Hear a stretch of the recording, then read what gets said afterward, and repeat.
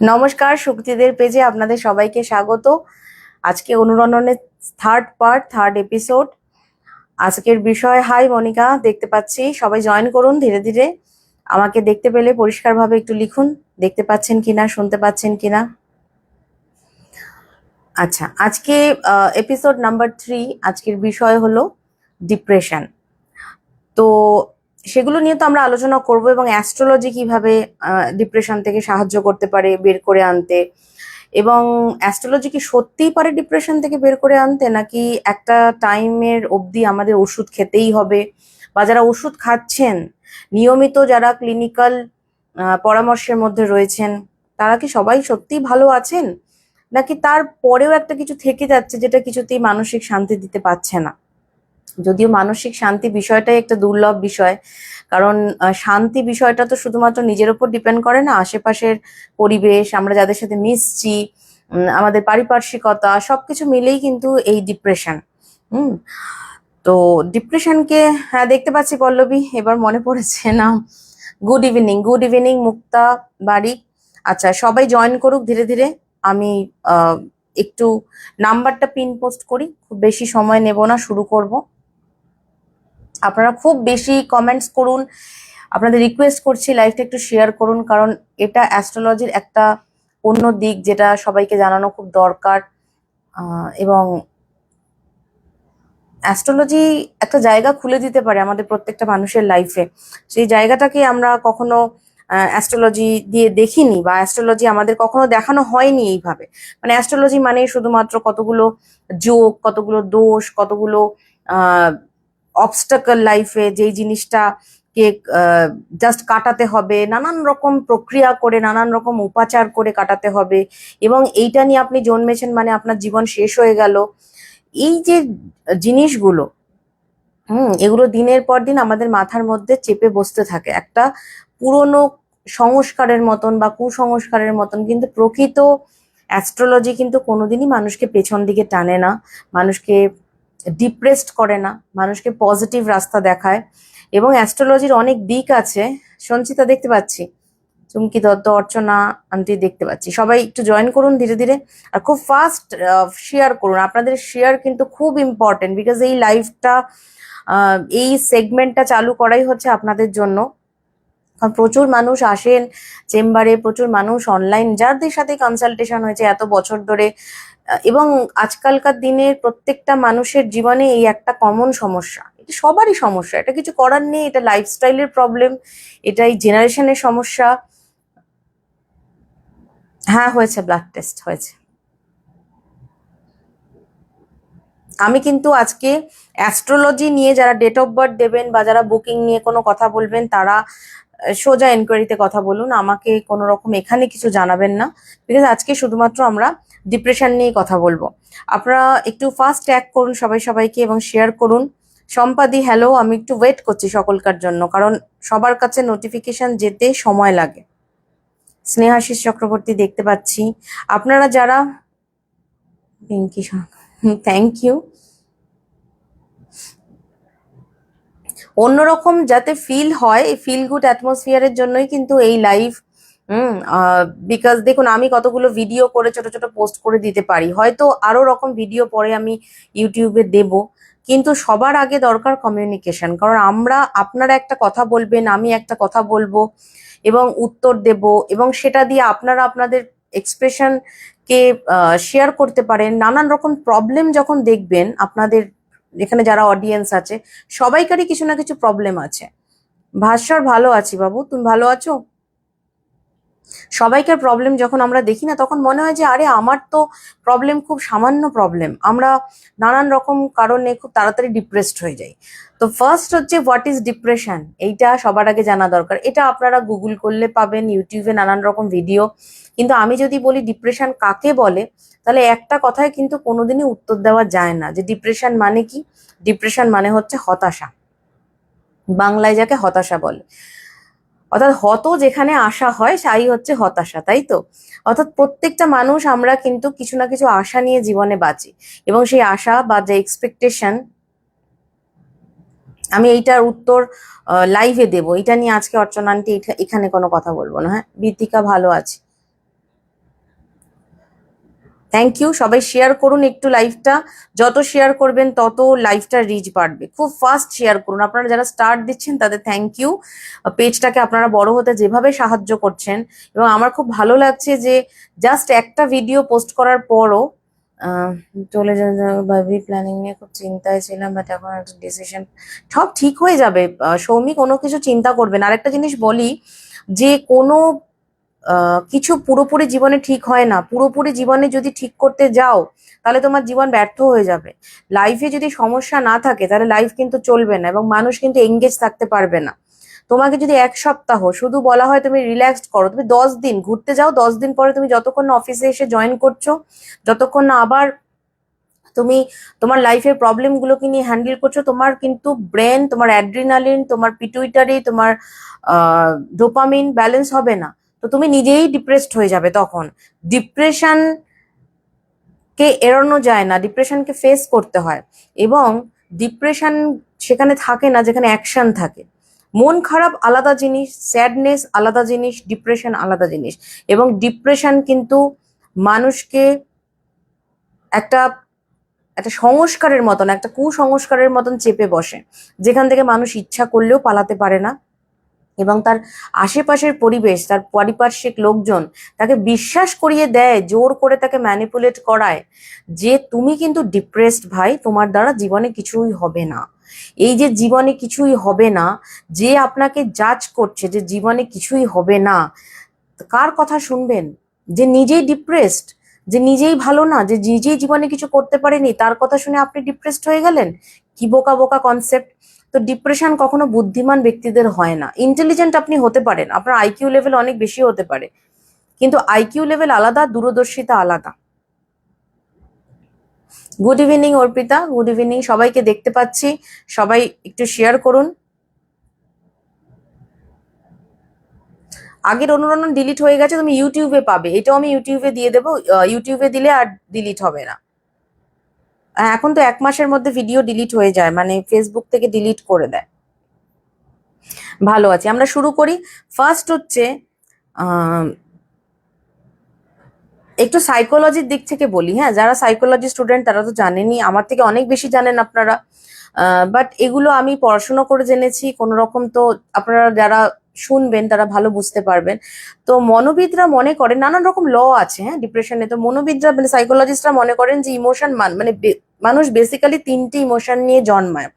তো মনোবিদ ওয়াটসন বলেছে, নানান রকম কনসেপ্ট কিন্তু আছে। নন্দন দেখতে পাচ্ছি, পাঞ্চালি, থ্যাংক ইউ, ভালো আছে সৌমিতা।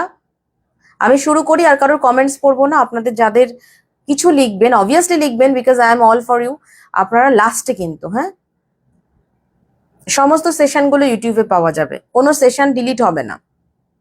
এবং আপনাদের ফেভারিট শোভনদার এটার মানে মাথা থেকে বেরিয়েছে, সমস্ত কিছু ডাউনলোড করে ইউটিউবে ফেলে দিই, তাহলে আমি অত এগুলো নিয়ে ভাবি না, মানে ভাবার টাইমও পাই না বেসিক্যালি। তো বললো যে এগুলো যদি ডিলিট হয়ে যায় তাহলে বেসিক্যালি ইউটিউবে থেকে যাবে, তো ইউটিউবে যারা পরবর্তীকালে যারা দেখবে তাদের জন্য সুবিধা হবে। তো যেটা বলবো সে ফার্স্ট হচ্ছে, বৈজ্ঞানিক সাইকোলজিস্ট ওয়াটসন যেটা বলেছিলেন যে মানুষ বেসিক্যালি 3টি ইমোশন নিয়ে জন্মায়। সেটা কি? সেটা হচ্ছে ফিয়ার অর্থাৎ ভয়, অ্যাঙ্গার অর্থাৎ ক্রোধ, এবং লাভ অর্থাৎ ভালোবাসা। এই 3টে বেসিক ইমোশন হচ্ছে মানুষের জন্মগত। সবাইকে দেখা যাচ্ছে, আপনারা শেয়ার করুন একটু, সবাইকে রিকোয়েস্ট করব। স্ট্যাগনার পরবর্তীকালীন স্ট্যাগনার আরেকজন মনোবিদ, তিনি বলেন যে না, 3টে নয়, বেসিক্যালি মানুষের মধ্যে 4টে কোয়ালিটি আছে। সেটা হচ্ছে ভালো লাগা, খারাপ লাগা, উত্তেজনা এবং বিমর্ষতা। এই 4টে আচ্ছা, বুঝতে পেরেছি পুনম। তো এই 4টে হচ্ছে আমাদের বেসিক ইমোশন। তো এই স্ট্যাগনার এবং ওয়াটসনের মতবাদকে নিয়ে আবার সেরম্যান বলেন যে না, মানুষের কোনো যে বেসিক ইমোশন সেগুলো নাকি জন্মগত নয়, সেগুলো অর্জিত। অর্থাৎ আমরা জন্মের পর পারিপার্শ্বিক অসুবিধা সুবিধার উপর ডিপেন্ড করে এবং সার্কামস্ট্যান্সেস এর উপর ডিপেন্ড করে আমাদের মধ্যে কিন্তু কিছু বেসিক ইমোশন গ্রো করে, কোনোটাই জন্মগত নয়। কিন্তু সমস্ত মতবাদের ঊর্ধ্বে চলে গিয়েছিলেন ম্যাকডুয়েল। ম্যাকডুয়েল কিন্তু খুব নামকরা একজন সাইকোলজিস্ট। তিনি বলেন যে না, মানুষের না আছে জন্মগত না অর্জিত, কিছুটা জন্মগত কিছুটা অর্জিত। যেরকম আমরা প্রতিবর্ত ক্রিয়ার কথা বলেছি যে কিছুটা জন্মগত কিছুটা অর্জিত, আমরা পড়াশোনা করেছি না যে যেমন জন্মগত প্রতিবর্ত ক্রিয়া কাকে বলে। বাচ্চারা যখন জন্মানোর পরেই মায়ের দুধ খাওয়া শুরু করে, এটা জন্মগত প্রতিবর্ত ক্রিয়া। আরেকটা হচ্ছে অর্জিত প্রতিবর্ত ক্রিয়া, অর্থাৎ যেই সময় একটা কুকুরকে প্রত্যেক দিন খাবার দেওয়া হয় সেটা সেই টাইমেই তার লালা নিঃসরিত হয়, একটা হচ্ছে অর্জিত প্রতিবর্ত। তো আমাদের এই ইমোশন গুলোও কিন্তু জন্মগত কিছুটা অর্জিত, অর্থাৎ যেটা আমরা বাই বর্ন পেয়েছি, আর একটা হচ্ছে বাই বার্থ পেয়েছি, আর একটা হচ্ছে বাই সার্কামস্ট্যান্সেস আমাদের মধ্যে ধীরে ধীরে গ্রো করে। তো ছোট বাচ্চারাও ডিপ্রেসড হয়। তো ম্যাকডুয়েল এটাকে 3টে ভাগে ভাগ করেছেন। কি বলেছেন তিনি? বলছেন প্রাইমারি ইমোশন, ঠিক আছে, প্রাইমারি ইমোশন, এবং সেকেন্ড হচ্ছে সেকেন্ডারি বা কমপ্লেক্স ইমোশন, এবং 3 নম্বর হচ্ছে ডিরাইভড ইমোশন। ডিরাইভড ইমোশন মানে যেই ইমোশন গুলোকে আমরা নিজেরা পুষতে ভালোবাসি এবং আমাদেরকে অন্যরা ম্যানিপুলেট করে তৈরি করতে পারে। প্রাইমারি ইমোশন মানে হচ্ছে যেগুলো আমাদের ন্যাচারাল। সেকেন্ডারি বা কমপ্লেক্স ইমোশন মানে হচ্ছে কোনো সময় ওই ইমোশনটার জন্য আমার ভয়ঙ্কর অবস্থা হয়েছিল, তারপর আবার ওই সময়টা থেকে কিন্তু আমি যখন পরে গিয়ে দেখছি 10 বছর পরে, ওই সময় ওই জিনিসটা নিয়ে আমার খুব মনে হবে যে আরে এতটা না ভাবলেও তো হতো। এটা হচ্ছে সেকেন্ডারি বা কমপ্লেক্স ইমোশন। আর ডিরাইভড ইমোশন বললাম যেটা মানুষকে ম্যানিপুলেট করে, কেউ কারোর মাথায় ঢুকিয়ে দেয়, পরিবেশ পরিস্থিতি মানুষকে মাথায় ঢুকিয়ে দেয়, এবং যে সমস্ত ইমোশনকে মানুষ পুষতে ভালোবাসে। মানুষের কাছে ডিপ্রেশনটা একটা আর্টও হয়ে গেছে আজকালকার দিনে।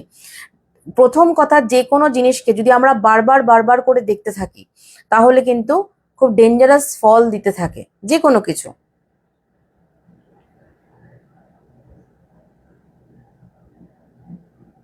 একদম, এটা একটা অর্জিত প্রতিবর্ত।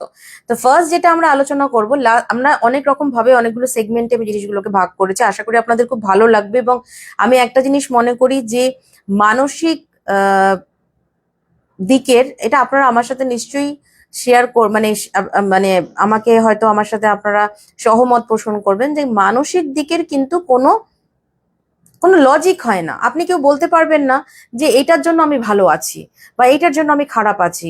আমরা অনেক সময় বলি যে আচ্ছা তোমার কাছে তুমি এত ভাবছো কেন। মানুষকে ভালোবেসেই কিন্তু ডিপ্রেশন কাটাতে পারে। এবং ডিপ্রেশনের একটা প্রধান দিক হচ্ছে অ্যাংজাইটি। হ্যাঁ, আমরা নানান রকম সময় নানান রকম খারাপ পরিবেশ পরিস্থিতির মধ্যে দিয়ে যাই এবং আমাদের মেন্টাল অ্যাডাপশন পাওয়ার কমে যায়। আমাদের ফিজিক্যালি অ্যাডাপশন পাওয়ার যেরকম আছে, ফিজিক্যাল যেমন ইমিউনিটি আছে, যেমন যাদের ইমিউনিটি কম তাদের তো প্রত্যেক বছর যেমন ইনফ্লুয়েঞ্জা ভাইরাস ভ্যাকসিন দিতে হয়, হ্যাঁ, বছর বছর একটা করে, কারণ আপনার প্রচন্ড সর্দি লেগে যাচ্ছে। কিন্তু অনেকে যদি বলে যে তো আমার তো দিতে হয় না, কারণ আপনার সর্দি লাগে না, আপনার অত ঠান্ডার সর্দি লাগার সমস্যা নেই, কোনো রকম কোল্ড অ্যালার্জি নেই, তাই আপনাকে দিতে হয় না। তাই আমার লাগে না তোমার কেন লাগে, এই কোয়েশ্চেনটাই হচ্ছে প্রথম জিনিস। আর ভালোবেসে ভালোবাসা দিয়ে ভালো কথা বলে এবং মানুষের সাথে পজিটিভ বিহেভিয়ার করে হুম আহ মানুষকে কিন্তু ভালো রাখা যায়। এবং যে মানুষ অন্যজনকে ভালো রাখতে পারে না, ভালো ভালো নেগেটিভ এনার্জি দেয়, একটা কথাই আছে যৎ ব্রহ্মাণ্ডে তৎপিণ্ডে, অর্থাৎ আমি যাহাই আছে ব্রহ্মাণ্ডে তাহাই আছে পিণ্ড। পিণ্ড মানে কি? যে আমরা মৃত্যুর পর পিণ্ড দান করি, এগুলিও নিয়েও কিন্তু অনুরণন হবে পরবর্তীকালে। আজ প্রথমে আমরা মনোবিজ্ঞানের একটা পার্টই, মন মানে কি, মনের তো অনেকগুলো চাহিদা আছে, তো মনের যা যা অ্যাপেটাইট আছে আমরা সবই পূর্ণ করব। ঠিক আছে, তো ফার্স্ট আমরা বলি যে ডিপ্রেশন কেন হয়। দেখুন, আমি কতগুলো পয়েন্ট এক জায়গায় করেছি, আপনাদের কেমন লাগছে বা আপনাদের যদি কিছু মনে হয় যে আরো কিছু পয়েন্ট নিয়ে আমার বলার দরকার, সেটা আমাকে বলুন, লাস্টে আমি বলবো। তো আমি 15টা পয়েন্ট করেছি এবং তার বাইরে আমার মনে হয় না কারোর ডিপ্রেশন হতে পারে বা কারণে ডিপ্রেশন হয়। তবে হ্যাঁ, ডিপ্রেশনের নানান রকম কারণ আছে, আমাদের কাছে ব্যাপারটা হাস্যকর হতে পারে, কিন্তু যার হচ্ছে সে জানে। থ্যাংক ইউ যারা লিখছেন, আপনারা প্লিজ লাইভটা একটু শেয়ার করুন, তাহলে খুব ভালো লাগবে। ফার্স্ট হচ্ছে ডিপ্রেশন যখনই হয়, ফার্স্ট কারণ যেটা, সেটা হচ্ছে মানুষ যখন কোনো কাজে অ্যাটেনশন হারিয়ে ফেলে, হ্যাঁ, তখন কিন্তু ডিপ্রেশন হয়।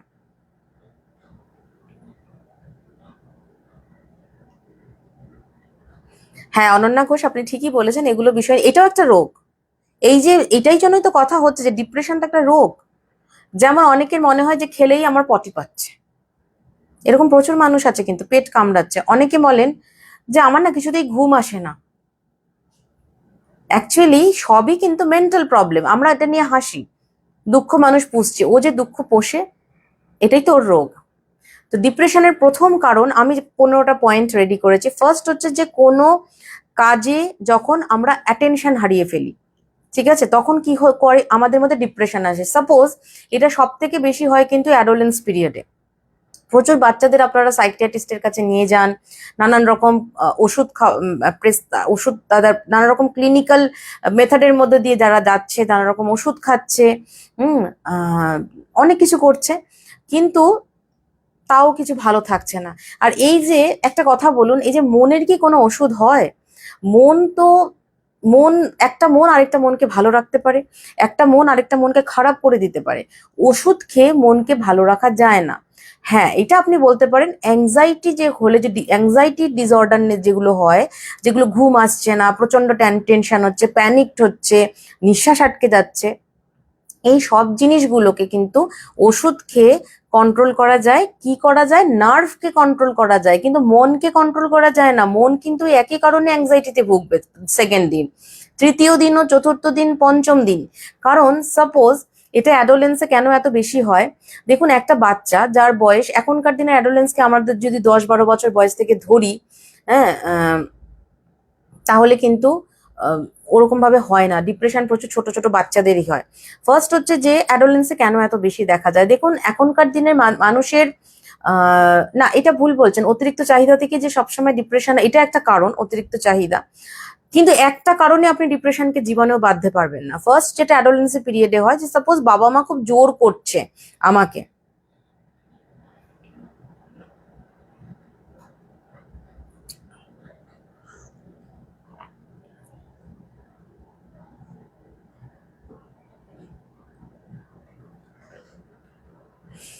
বাবা মা খুব জোর করছে তুমি সায়েন্স নিয়েই তোমাকে পড়তে হবে, তোমাকে ইঞ্জিনিয়ারিং পড়তে হবে, তোমাকে এই করতে হবে। আচ্ছা, এটা তো নয় বড় হলো একটুখানি, আগে থেকে বাচ্চাদেরকে বলা হচ্ছে যে না তোমাকে এটা করতে হবে, তোমাকে ওই করতে হবে, বন্ধুরা দেখো এটা করছে, বন্ধুরা ওটা করছে, সবাই এত কিছু করছে, তুমি কেন করতে পারছো না? ও নাচ শিখছে, গান শিখছে, তুমি এতক্ষণ ঘুমাচ্ছ।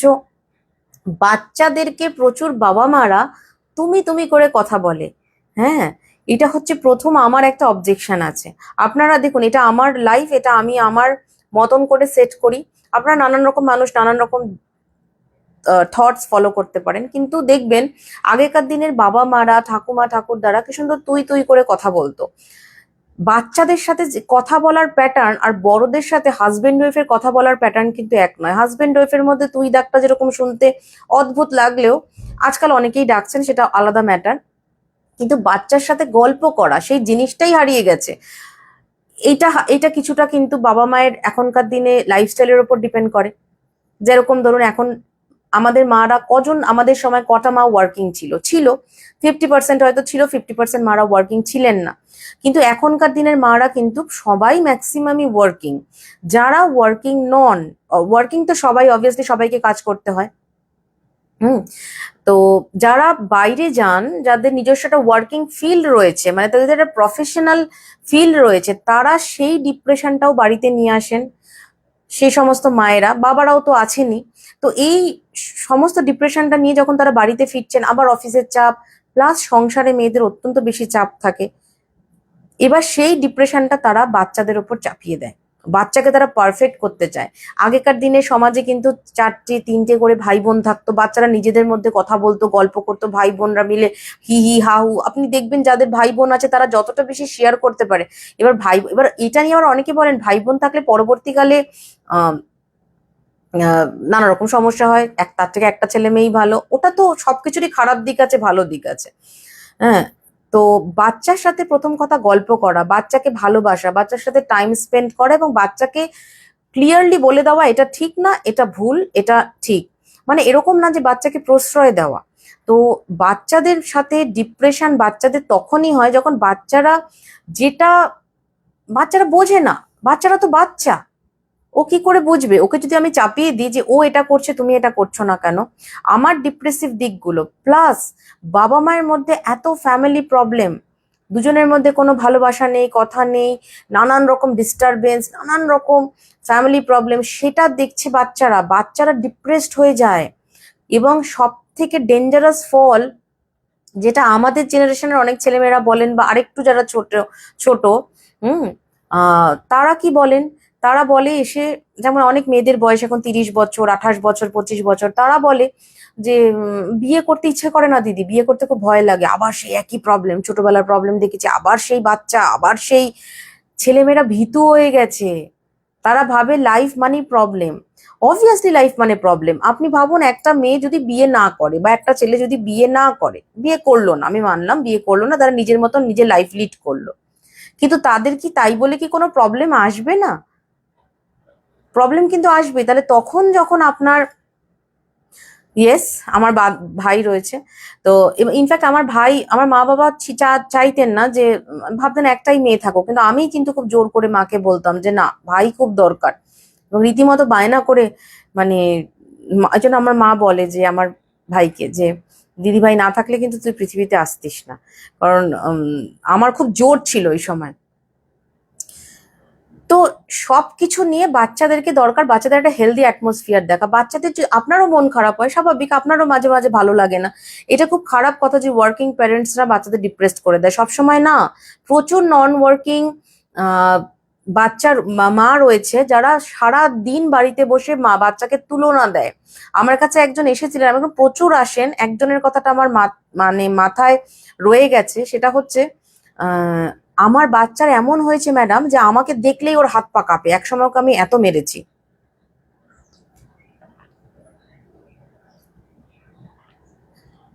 ঠিক আছে, তো বাচ্চাকে ভাবুন, বাচ্চাকে প্যানিক করে দিয়েছে। আমার সব থেকে সিকিউর জায়গা আমার মা, আমার সব থেকে সিকিউর জায়গা আমার বাবা, সেই যদি আমাকে প্যানিক করে দেয়, আমাকে ভয় পাইয়ে দেয়, আমাকে সবসময় মারছে। অনেকে এসে বলেন বাচ্চাকে এত রেগে যাই, বাচ্চাকে প্রচন্ড মারি, বেল্ট দিয়ে মারি। উফ বাবা, বাচ্চাকে বেল্ট দিয়ে মারছে! কত মানে বড় একজন এসেছেন যে, আমি কথা হচ্ছে যদি মারতেই হয় আপনার সমবয়সী শক্তিশালী কাউকে মারুন। এত সমস্যা, মানে সমাজে সমস্যা, এত মানে বাজে বাজে কাজ হচ্ছে সমাজে, তাদের গিয়ে মারুন, বাচ্চাকে গিয়ে মারছেন। বাচ্চা কথা শোনে না, বাচ্চাকে বাচ্চার মতো ছেড়ে দিন। ডিপ্রেশন, নিজের ডিপ্রেসিভ মাইন্ড বাচ্চার উপর চাপিয়ে দেবে না। যাদের মারা নন ওয়ার্কিং, তারাই কি বাচ্চাদেরকে খুব সময় দেন? কোথায়? আমাদের মাদের তো দেখতাম সারাদিনই সংসারের কাজ করতে করতেই কেটে যাচ্ছে, আমাদের কি সময় দিতেন? একটা প্রবলেম ছিল না যে বাইরের ওয়ার্কিং লোডটা ছিল না, বাইরের নানান রকম ডিপ্রেশন তাদের গ্রাস করতো না।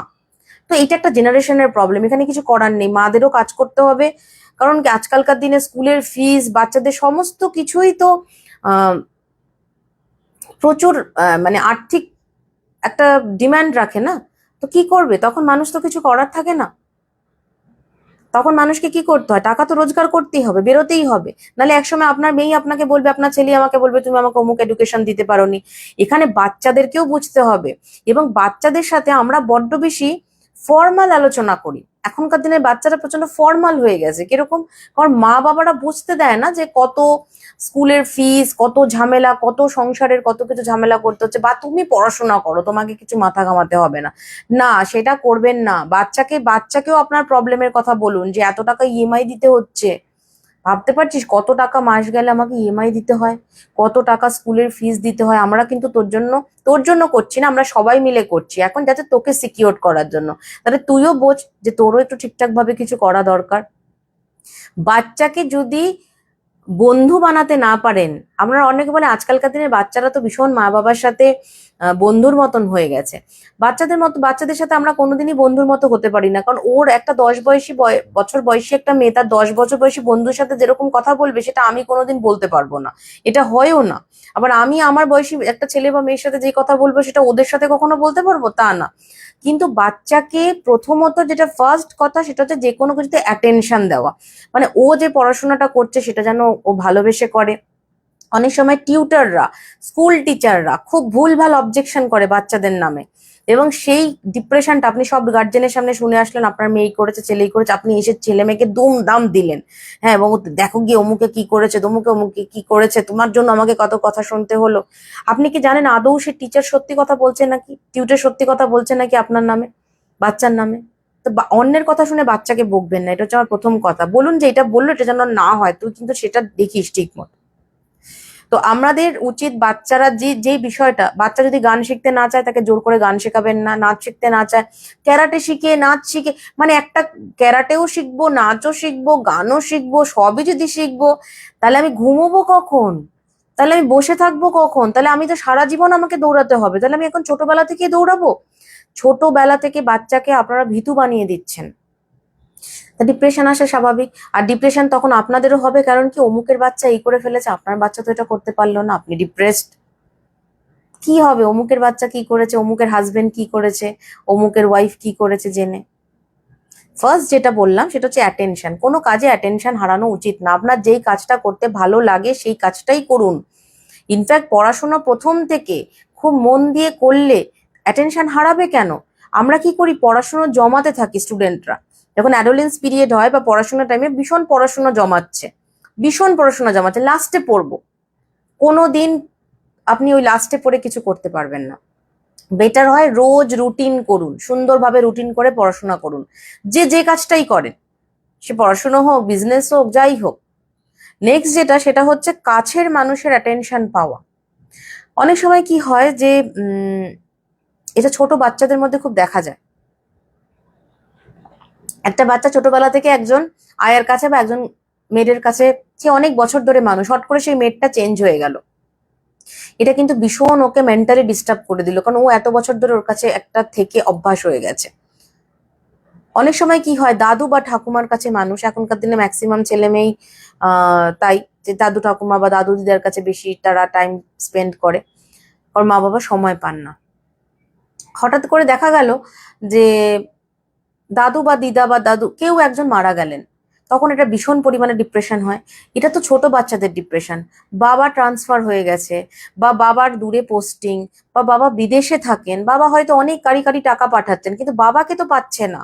রোজ রাত্রিবেলা ডাইনিং টেবিলে বসে একসাথে গল্প করা, খাওয়া, নিজেদের প্রবলেম শেয়ার করা, হাসাহাসি করা, মজা করা, আহ, অনেকটা লেগ পুলিং করা, এগুলোর মধ্যে একটা দারুণ মানে একটা ডিপ্রেশন, এগুলো ডিপ্রেশন রিমুভিং।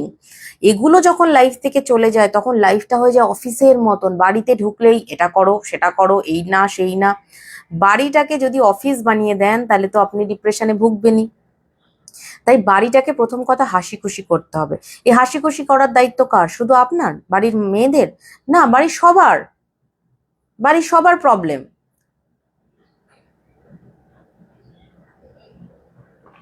বাড়িতে সবার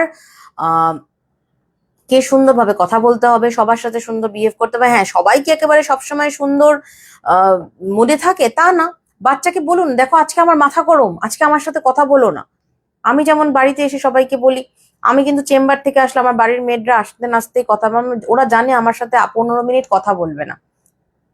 15 মিনিট আমার সাথে প্লিজ কথা বলো না। চেম্বারে যাওয়ার আগেও বলো না, চেম্বার থেকে এসেও বলো না। আমি বলি, কারণ আমি সারাদিন স্টাক হয়ে গেছে আমার ব্রেন, মানুষের প্রবলেম শুনতে শুনতে, একটা জায়গায় বসে থাকতে থাকতে। কারণ প্রচুর মানুষ এসে আমার সামনে কান্নাকাটি করেন, অনেক খারাপ তাদের শেয়ার করেন, স্বাভাবিক ব্যাপার। আমি খুব মন দিয়ে কিন্তু কথা শুনি। তো এইগুলো বাড়িতে বোঝান, ওরাও বুঝবে। যখন আপনি ওদের কথা বুঝবেন, আপনার কথাও সে বুঝবে। নাম্বার 3 হচ্ছে প্লেস চেঞ্জ হওয়া। ধরুন আপনি একটা জায়গায় থাকতেন, সেখান থেকে ট্রান্সফার হয়ে অন্য জায়গায় চলে গেছেন, বা আপনার বিয়ে হয়ে আপনি একটা অন্য শহরে চলে গেছেন, বা বাচ্চারাও তখন কি হয়, স্কুল চেঞ্জ করে। তো সব মিলিয়ে কিন্তু বাচ্চাদের মধ্যে একটা ডিপ্রেশন আসে, আপনার নিজের মধ্যে ডিপ্রেশন আসবে। একটি মেয়ে যখন এমন ভাবে মানুষ হচ্ছে ছোটবেলা সব পরিবারের সাথে, হঠাৎ করে সেটা অন্য পরিবেশে গেল, সেখানে গিয়ে দেখছে সবাই তাকে ক্রিটিসাইজ করছে, সবাই তাকে নিয়ে নানান রকম কথা বলছে, নানান রকম প্রবলেম ফেস করছে, এবং নানান রকম ফিজিক্যাল এবং চেঞ্জেস তো আসেই, একটা বিয়ের পরে আসে একটা। কিন্তু পারিপার্শ্বিক পরিবেশ তাকে বুঝতে পারছে না, তখন একটা ডিপ্রেশন হয়। ডিপ্রেশন মানে হচ্ছে মন খারাপ। মন তো খারাপ হতেই পারে, কিন্তু এই ডিপ্রেশনকে ক্লিনিক্যাল ডিপ্রেশন কখন বলে সেটা নিয়ে আমি আসছি। নেক্সট যেটা পয়েন্ট, সেটা হচ্ছে ছোটবেলায় প্রচন্ড প্যাম্পার যারা চাইল্ড, যেমন প্রচন্ড বাবা মা প্রশ্রয় দেয়, বাবার সব কথায় বাবারা হ্যাঁ বলে, সব কথায় মারা হ্যাঁ বলে, তারা না কখনো শোনেনি। তারা একা একা মানুষ হয়েছে, তারা তাদের কাছে ঘুরতে যাওয়া মানেই, তাদের কাছে দেখা যায় যে তারা বড় বড় জায়গায় অ্যাব্রডে বেড়াতে যাচ্ছে, তারা থাইল্যান্ড যাচ্ছে, তারা তারা নানান রকম বড় বড় শহরে যাচ্ছে, বড় বড় দেশে যাচ্ছে, কিন্তু দেখা যাচ্ছে যে তারা যখন যা চাইছে, 10,000 টাকার জুতো, 15,000 টাকার জুতো, ইনফ্যাক্ট আমার এক বন্ধু আছে, তার ছেলে এখন অনেকটা বড় হয়ে গেছে, 22 এজ, ও জর্ডানের জুতো পরে। জর্ডানের জুতো মানে হচ্ছে 60,000 থেকে দাম শুরু। তো আমাকে বললো, জানো তো সুপ্রীতি, আমি তো ভীষণ হয়ে গেছি, বলছে যে আমি যেখানে পড়তে গেছি ওখানে জর্ডানের জুতো হচ্ছে এমন একটা বিষয়, মানে ওই জুতোটা লোকে প্যাক করে না, মানে জর্ডানটা হাতে নিয়ে ঘোরে। তো জর্ডানের জুতো নিয়েছে প্রচুর পরিমাণে, তার মা তাকে সেই ব্যবস্থা করে, বাবা তাকে তাই ব্যবস্থা করে, যাই হোক তার কাছে 3টে কি 4টে, মানে 70,000 থেকে জুতোটার দাম শুরু। তো আমি বললাম যে ও আমাকে খুব ভালোবাসে, তো আমি বললাম একদিন ও রিসেন্ট সিঙ্গাপুর যাচ্ছিল, তো আমার সাথে দেখো যখনই যায় আমাকে প্রচুর এটা ওটা দিয়ে যায়, আমাকে খুব ভালোবাসে, মানে আমাকে ও দিদি ডাকে। আবার একটা অদ্ভুত বয়স আমাদের মধ্যে ডিফারেন্স, ওর মা আবার আমার থেকে অনেকটা বড়, আবার আমরা দুজন বন্ধুর মতন, এরকম ব্যাপার, যাই হোক। তো আমি বললাম যে দেখো তুমি সিঙ্গাপুর যাচ্ছ, অ্যাডিডাসের জুতো পরে, কি ব্যাপার? 3টে জুতো অ্যাডিডাসের নিয়েছো, কই তোমার জর্ডান কই? বলে ওই ওয়ার্ড্রবে পড়ে রয়েছে। তাহলে আমি ভাবলাম যে দেখো, তোমার এই জর্ডানের জুতোটা শুধুমাত্র অন্য বন্ধুরা কিনছে বলে তার কম্পিটিশনের জন্য তুমি কিনেছো, এখন কিন্তু তোমার আর ভাল লাগছে না সেই জুতোটা। কতগুলো টাকা তুমি নষ্ট করছো, 3টে জর্ডান কিনে তুমি 2 লাখের উপর টাকা শুধু ওয়ার্ড্রবে পড়ে রয়েছে। জুতো তো জুতোই থাকে। তো আমি জাস্ট একটা এক্সাম্পল দিলাম, কারণ মানুষের প্যারামিটার হচ্ছে কে কতটা। এই যে প্যাম্পার্ড চাইল্ড গুলো, বিশেষ করে মেয়েদের মধ্যে ডিপ্রেশনটা এত বেশি কেন হয় ছেলেদের থেকে, তার কারণ হচ্ছে অনেকেই বলে মেয়েরা বেশি ডিপ্রেসড হয়, কারণ মেয়েদের পরিবেশ পরিস্থিতি জীবন খুব চেঞ্জ হয়, যেটা ছেলেদের খুব একটা হয় না।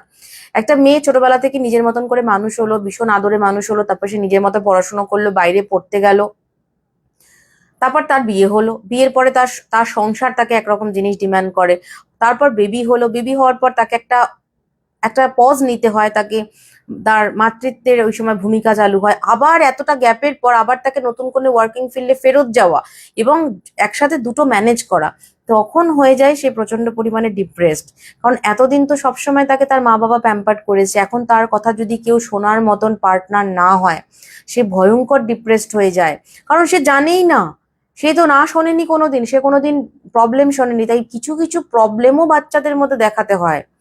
বাচ্চারা যদি ন্যাচারাল পরিবেশ পেয়ে বড় না হয়, আমি প্রচুর বাচ্চাদের দেখেছি যে বাচ্চারা খুব ডিপ্রেসড, বা ধরুন 25-30 এজেড, এখনকার দিনে অনেক ছেলেমেয়েরা আমার কাছে আছে, তাদের বাবা মার মধ্যে দারুণ সম্পর্ক, বলছে বাবা মার মধ্যে কোনোদিন ঝগড়াই হয়নি। ঝগড়ারও কিছু দরকার আছে, কারণ ও জানেই না যে প্রবলেম কি। বাবা মা তো দেখেছি সবসময় খুব ভালো বন্ধু, কোনোদিন আমার বাবা জোরে কথা বলে না, আমার হাজবেন্ড একটু জোরে জোরে কথা বলে, ও এটা নিতে পারছে না। ওর হাজবেন্ড বলছে আমি কিছুই জোরে কথা বলি না, মাঝে মাঝে একটু রাগ তো হবেই, বলুন, ওর হাজবেন্ডের পয়েন্ট অফ ভিউ থেকে কিন্তু ঠিক, কিন্তু ও হচ্ছে এমন একটা পরিবেশে মানুষ হয়েছে, ওইটা নিতেই পারছে না। দুজনে 2 বছর ধরে সেপারেট থেকেছে, ডিভোর্স ফাইল করেছে, ডিভোর্স হয়েছে, আবার বিয়ে করেছে দুজনে, ঠিক আছে, এখন আবার ওদের ওদের বেবি হবে, রিসেন্ট ওদের জুলাই মাসে বেবি হবে, ভালোই আছে মোটামুটি, প্রতিকার নিয়ে ওরা বেশ ভালোই আছে, কনসালটেশন হয়েছিল। কিন্তু এই সমস্যাটা আমি 2019-এর কথা বলছি, মানে ওর কাছে এটা অ্যাবসার্ড, নানান রকম জিনিস অ্যাবসার্ড। আমার বাবা কখনো স্মোক করেনি, হাজবেন্ড কেন স্মোক করে? তাহলে শুধু কি ছেলেরাই মেয়েদেরকে তুলনা করে মায়ের সাথে? মেয়েরাও কিন্তু ছেলেদের সাথে তুলনা করে বাবার সাথে, কারোর সাথে কাউকে তুলনা করলে হবে না, যে যার মতন। তো ওই জন্য ছেলে মেয়েকে ভালোবাসা তো ঠিকই, কিন্তু আহ আমার মনে হয় ছেলে মেয়েকে একটু প্রবলেমও লাইফের দেখানো উচিত, নাহলে ওরা শক্তপোক্ত হবে না। যেরকম আমরা বাচ্চাদের হার্ডেল অঙ্ক করাই, কঠিন অঙ্ক করাই, পরীক্ষার জন্য রেডি করাই, নানান রকম প্রবলেম সলভ করতে দিই, চাপ দিই, যাতে ওরা প্রস্তুত হয় মেন্টালি। তো সংসারও তো একটা বিশাল বড় পরীক্ষা, মানে সংসার মানে কি, জীবনে বেঁচে থাকাটাই একটা পরীক্ষা। তো পরীক্ষার জন্য প্রিপারেশন কিন্তু ঠিকঠাক নিতে হবে। নেক্সট যেটা পয়েন্ট, সেটা হচ্ছে মনের মতন সাফল্য না পেলেও কিন্তু মানুষ প্রচন্ড ডিপ্রেসড হয়ে যায়, এবং সাফল্যের প্যারামিটার কি, অমুক আমার থেকে এত নাম্বার বেশি পেয়েছে, অমুক এই জায়গায় চান্স পেয়েছে, আমি ওই জায়গাটা পেলাম না, আমার এত স্যালারি হলো না, অমুকে বিদেশে চলে গেছে, আমি বিদেশে যেতে পারছি না, আমার লাইফ কি এইভাবেই কাটবে? তো যদি নিজের সাকসেসের প্যারামিটার অন্য কেউ হয়, তাহলে আপনার ডিপ্রেশন জন্মেও কেউ কাটাতে পারবে না, কেউ কাটাতে পারবে না। সবার আগে সেলফ সাফিসিয়েন্ট হন, মনকে সেলফ সাফিসিয়েন্ট বানান। শুধুমাত্র ইকোনমিক্যালি ডিপেন্ডেন্ট হলেই কিন্তু ডিপেন্ডেন্ট হয় না, মেন্টালি ডিপেন্ডেন্সিটাও ইম্পর্টেন্ট, যে আমি মেন্টালি কারোর উপর ডিপেন্ড করি না। ডিপেন্ড অবভিয়াসলি সবাই করে, আমরা নিজেদের ভালোবাসার লোকেদের প্রতি করি, কিন্তু এমন ডিপেন্ডেন্ট না যে ও না দিলে আমার কি হয়ে যাবে।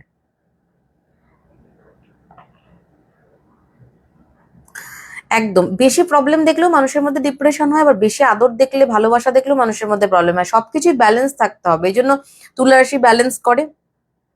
নেক্সট যেটা, সেটা হচ্ছে breakup and not cope up. মানে একটা রিলেশনশিপ, আমাকে একজন এসে বলেছিল, আমার এখনো মনে আছে, এত তো প্রবলেম মানুষের শুনি, কিন্তু এই জিনিসটা খুব ডেঞ্জারাস, যে আমাদের দুজনের মধ্যে ব্রেকআপ হয়ে যায়, আমাদের বহু বছরের সম্পর্ক, এবং দুজনে ফিজিক্যালি প্রচন্ড পরিমাণে এঙ্গেজ ছিল। প্রথম কথা, বিয়ের আগে ফিজিক্যাল রিলেশনশিপে যাওয়াটাই উচিত না, কখনোই উচিত না। কেন উচিত না, তার কারণ আছে। কারণ মানুষের ব্রেন ওই সার্টেন এজে এত রিল্যাক্স থাকে, হ্যাঁ, খুব রিল্যাক্স থাকে। আপনি ভাবুন না, 22 বছর, 23 বছর, 24 বছরে কি পড়াশোনা করছেন, বাবা মা সমস্ত হার্ডেল নিয়ে নিয়েছে, শুধুমাত্র ঘুরছেন, প্রেম করছেন, আর দুজনে মিলে দারুণভাবে ফিজিক্যালি এঙ্গেজ ছিল। তো বলছে আমি এখন বিয়ে করেছি, আমি কিন্তু, দুজনে ব্রেকআপ হয়ে গেছে, যে যার মতন বিয়ে করেছে, মেয়েটা বেশ ভালো আছে, ছেলেটি আমাকে বলছে, কিন্তু আমি কখনোই আহ আমার এই ওয়াইফের সাথে অ্যাডজাস্ট করতে পারি না, এবং আমি ফিজিক্যালি কোনো রকম ইন্টারেস্ট পাই না, কারণ আমার সবসময় ওটাই মনে পড়তে থাকে, কিছুতেই আমি পারি না, ওটা আমার মাথার মধ্যে ঢুকে গেছে, কিন্তু আমার ওয়াইফ কিন্তু খুব ভালো, আমি এটা থেকে বেরিয়ে আসতে চাই ম্যাডাম, আমি কি করব। তো প্রথম কথা, ছোটবেলার বদ অভ্যাসগুলো ত্যাগ করতে হবে। ছোটবেলাটা পড়াশোনার সময়, আর এখন ওনার ওয়াইফ যেটা, সেটা হচ্ছে উনি ওয়ার্কিং, ভালো একটি পদে চাকরি করে, মেয়েটি যথেষ্ট শিক্ষিত মেয়ে, এবং মেয়েটি খুব পার্সোনালিটি যুক্ত মেয়ে। এই মেয়েটি, মানে ওদের বয়স, ছেলেটির বয়স 35 আর মেয়েটির বয়স ওই 33-34 এরকমই হবে, কাছাকাছি বয়স। তো এখন ওরা যেরকম লাইফস্টাইল লিড করে, এত হার্ডেল, ওরা হায়দ্রাবাদে থাকে, রোজ অফিস থেকে আসছে, এত প্রেশার কাজের, সেইটা তো আর 22 বছরের, 23 বছরের তো ফ্রি মাইন্ড নয়।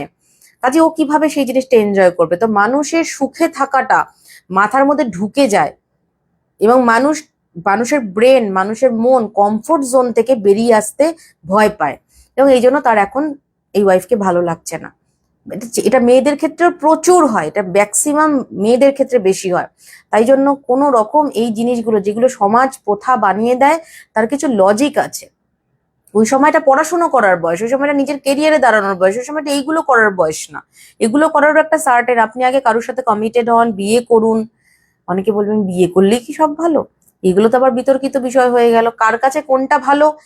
আপনি যদি এতই ভালো থাকা, তাহলে আপনি ডিপ্রেসড কেন? Regulation is very much important. আমাদের স্কুলের রেগুলেশন ছিল, টাইম মতন ঢুকতে হবে, এই সময় পরীক্ষায় খাতা দিতে হবে। যদি আমাদের রেগুলেশনে বাধা না হতো, আমরা সিস্টেম্যাটিক হতাম না। তো সামাজিক রেগুলেশন মেনে নিতে অসুবিধা কোথায়? এত তাড়া কিসের? সবকিছুতে এত তাড়া দেখান, তাহলে ব্রেকআপ হলো কেন? যদি ভালোবাসাই থাকতো, তাহলে ব্রেকআপ হলো কেন? ওটা ভালোবাসা না, এটা একটা মোহ। যেই মোহটা আপনাকে, যেমন মানুষ অ্যালকোহল নেয়, মানুষ নেশা করে, এইটাও একটা নেশা। ওই নেশাটার থেকে সে বেরিয়ে আসতে পারছে না। সে নিজে তো নিজের জীবনে ভালো ভোগ করে নিয়েছে, কিন্তু এখন তার ওয়াইফের লাইফটাকেও নষ্ট করে দিচ্ছে। হ্যাঁ, আমি বললাম তো, আপনার গার্ডস থাকলে ওয়াইফকে বলুন, ডিভোর্স নিয়ে নাও, তুমি নতুন করে শুরু করো, ওর লাইফটা নষ্ট করবেন না।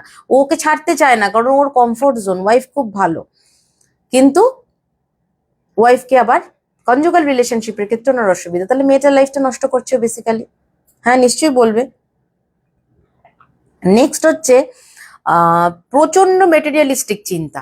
আমাকে এটা করতে হবে, ওটা করতে হবে, এইটা বানাতে হবে, গয়না কিনতে হবে, আমাকে বালিতে যেতে হবে, আমাকে ফুকেটে যেতে হবে, আমাকে আরবে যেতে হবে, অমুকে বছরে একটা করে বিদেশে ট্যুর করছে, এত কম টাকা তাদের, এত তারা বাইরে ঘুরে আসলো, ম্যাডাম আমি একবারও থাইল্যান্ডে যেতে পারলাম না।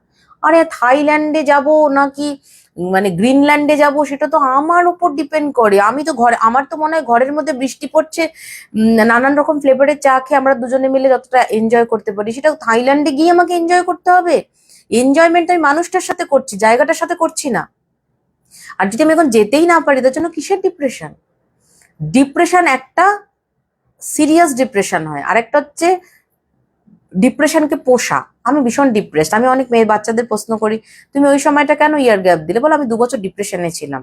হতে পারে ডিপ্রেশনে ছিলেন, কিন্তু ডিপ্রেশন কিসের জন্য হয়? অনেক এরকম হয়, যেটা আমি আমার লাইফ থেকে দেখেছি, যে কেমিস্ট্রি আমার পড়াশোনা কমপ্লিট হয়ে গেল, তারপরে আমি ভাবলাম, মানে আমি জীবনে সময় নষ্ট করিনি, এটার জন্য আমি নিজেকে খুব নিজেকে অ্যাপ্রিসিয়েট করি, বিকজ হচ্ছে নিজেকে অ্যাপ্রিসিয়েট করা খুব দরকার। আপনার ডিসিশন যদি ঠিক হয়, হতে পারে আপনার ডিসিশন ভুল, কিন্তু ওই ভুলটার পরে আপনি ঠিক করেছেন। তো আমি যখন কেমিস্ট্রি নিয়ে পড়াশোনা করলাম, তারপরে ভাবলাম এরপর কি করব, আমি তো আর কেমিস্ট্রি নিয়ে পড়বো না, আমি পিএইচডি করবো না, আমার ভালো লাগে না সায়েন্স নিয়ে মানে ওই লাইনে আমি যেতে পারবো না, কারণ আমি ওরকম চাকরি করতে পারবো না। না আমার হবে 9টা থেকে 5টা পড়া ডিউটি, না আমি কারোর আন্ডারে চাকরি করতে পারবো, সবাই সবকিছু পারে না। এবং আমার এরকম কাজ করতে ভালো লাগে যে কাজের মধ্যে ব্রেন খাটানো হয়, মানুষকে ভালো থাকা যায়, অনেক কিছু ছিল। তো লাস্টে প্রশ্ন করো, যে প্রশ্ন করছে।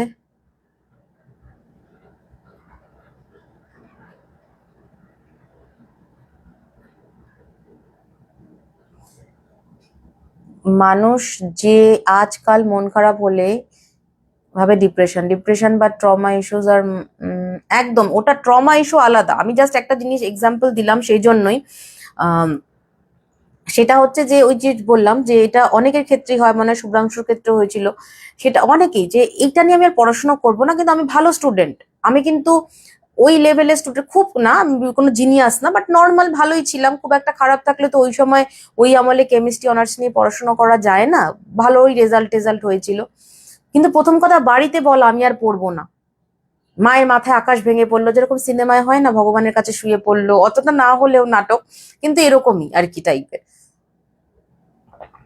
তো আমার বাবা চিরকাল আমার সমস্ত কথাতেই অপোজ করতেন, মানে এখনো করেন, আমার কানের দুলের সাইজ কতটা হবে, আমি কি রঙের লিপস্টিক পরেছি, সবকিছুতেই। মানে আমার বাবা হচ্ছে অমরেশপুরীর সেকেন্ড ভার্সন, ঠিক আছে, ডেঞ্জারাস একজন কনজারভেটিভ মানুষ, মানে ডেঞ্জারাস যাকে বলে, ঠিক আছে, মানে কতটুকু আওয়াজ হবে হাসতে গেলে, কতটুকু মুখ খুলবে, সবকিছু মাপা ছিল। যাই হোক, তো আমি তখন ওই সময়টা কিন্তু ভয়ানক একটা ট্রমা, তখন আমার 22 বছর বয়স জাস্ট। তো সবাই আমাকে বোঝাতে আসলো এটা ওটা, সবাই না এটা ছাড়া উচিত না, এত ভালো রেজাল্ট, লোকে কি বলবে, পরিবারের মধ্যে প্রথম সায়েন্স নিয়ে পড়ছে, এই করছে, বা সায়েন্স নিয়ে পড়লে বিশাল একটা কিছু হয়ে গেছে, বুঝেছেন তো।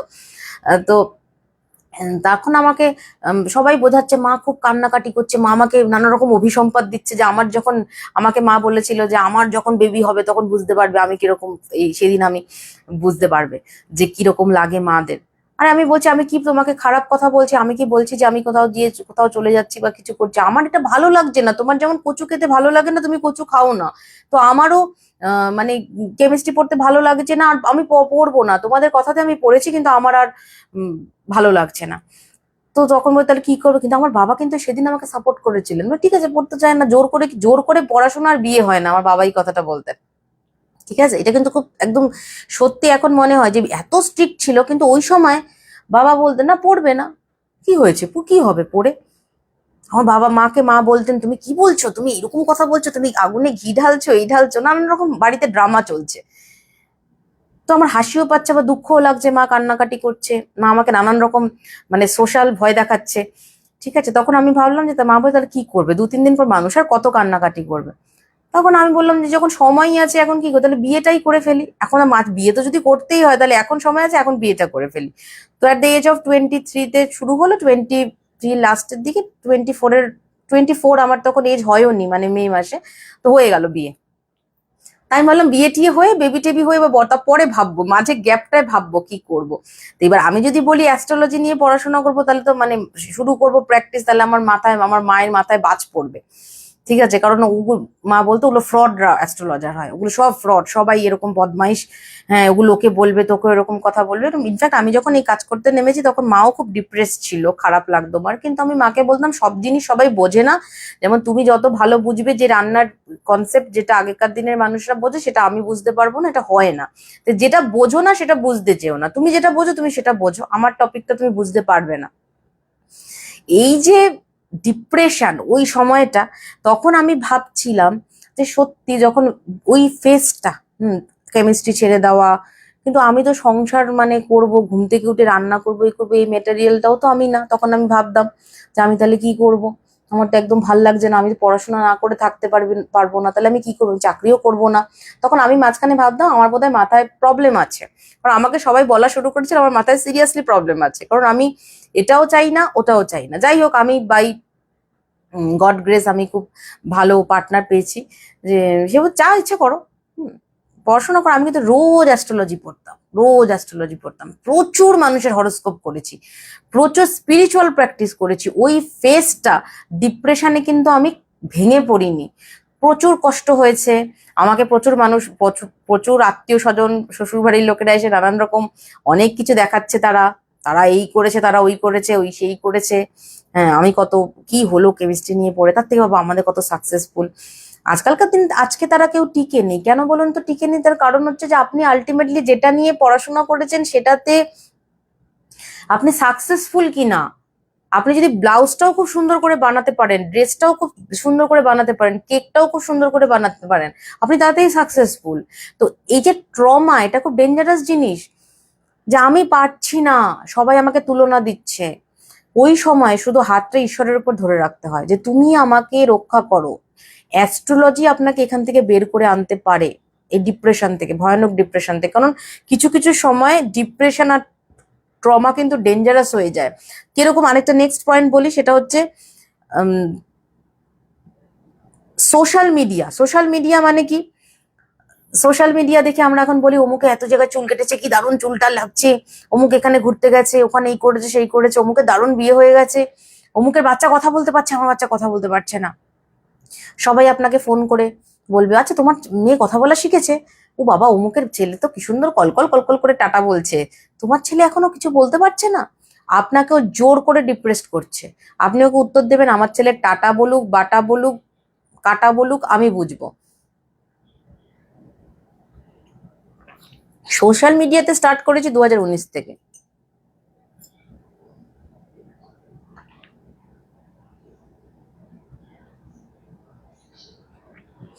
কিছু করার নেই, ওটা তো ভাগ্য, যে যাদের প্যানেলিং হতে ক্যান্সেল হয়েছে। এই ভাগ্য তো অনেক কিছুই হতে পারে। সাকসেসফুল মানে কিন্তু টাকায় সাকসেসফুল না। অনেক মানুষ প্রচুর টাকা আছে কিন্তু তার ব্যক্তিগত জীবন ভালো না, নানান রকম রোগ বিসুখ হয়েছে, তাহলে ওইভাবে সাকসেস তো আসে না। ভালো আছি মমিতা মিত্রা। তো এই যে সোশ্যাল মিডিয়া মানে যে সবাইকে দেখে বিচার করবেন না প্লিজ, তাহলে আপনি সারা জীবন খারাপ থাকবেন। কারণ আপনি তো আলটিমেটলি কেউ না কেউ আপনার থেকে ভালো হতে পারে, তাই না?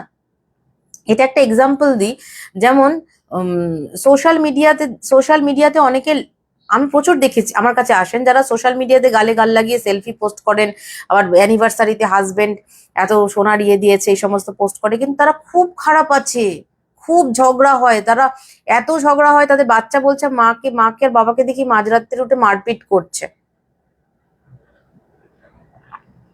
তাহলে সেটা সোশ্যাল মিডিয়াতে আপনি যেটা দেখছেন সেটা সত্যি না। আপনি যদি সত্যি আপনার হাজবেন্ডের সাথে খুব গল্প করেন না, খুব মজায় থাকেন, তখন আমি দেখছি একদিন রেস্টুরেন্টে গিয়ে ওয়েটার দাঁড়িয়ে আছে, একজন বলছে দাঁড়ান দাঁড়ান, ফটো তুলছে, আগে স্ট্যাটাস দিচ্ছে। মানে মানুষ এখন বাঁচে, আমি ফিশ ফ্রাই খাচ্ছি তার ছবি দিতে হবে। সোশ্যাল মিডিয়াতে মানুষ সব থেকে বেশি আনসোশ্যাল হয়ে গেছে। সবার আগে নিজেকে গুটিয়ে রাখা শিখতে হবে। আমার সোশ্যাল লাইফ, আমার পার্সোনাল লাইফ লোকে এত দেখবে কেন? যতটুকু দেখার দরকার ততটুকু দেখবে।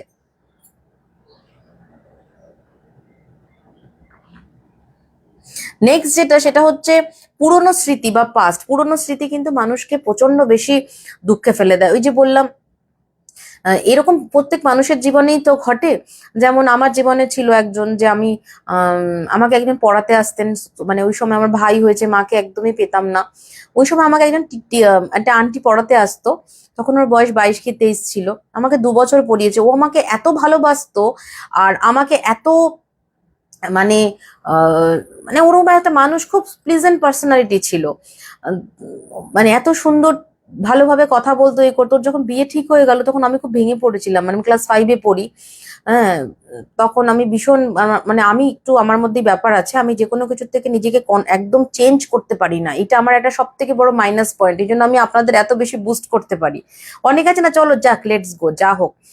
এইটা কিন্তু খুব ইম্পর্টেন্ট, যে ভালো পার্টনার পাওয়া। একজন ভালো কেউ যদি শক্ত মেরুদণ্ড হয় না, একটা স্পাইনাল কর্ড যদি আপনার কাছে থাকে, আপনি প্রচুর, আপনার মধ্যে ক্যাপাসিটি হতে পারে, কিন্তু আপনি দুর্বল। হ্যাঁ, যে আপনি কেউ ভালোবাসার লোকটা যদি আপনার জীবন থেকে হারিয়ে যায়, আপনি ভেঙে পড়েন। এই জিনিসটা কিন্তু সব থেকে বেশি এফেক্ট করে মানুষের লাইফে। এই জন্য প্রেম বলুন, ভালোবাসা তো যে কারোর সাথে হতে পারে। ওই যে বললাম, ঠাকুমার মারা যাওয়া, ঠাকুরদার মারা যাওয়া, টিচার চেঞ্জ হয়ে যাওয়া, বাবা মার দূরে চলে যাওয়া মানুষকে প্যানিক করে। ওই জন্য একটা দুঃখই মনকে আরেকটা মনই কিন্তু হেল্প করতে পারে, তাকে ভালোবাসতে পারে। তো আপনি যদি আমার কারোর কাছে যান, কেউ আপনার কাছে প্রবলেম শেয়ার করে, আপনি তার হাতটা জড়িয়ে ধরুন, তার সাথে দুটো কথা বলুন, তার দিকে তাকিয়ে হাসুন।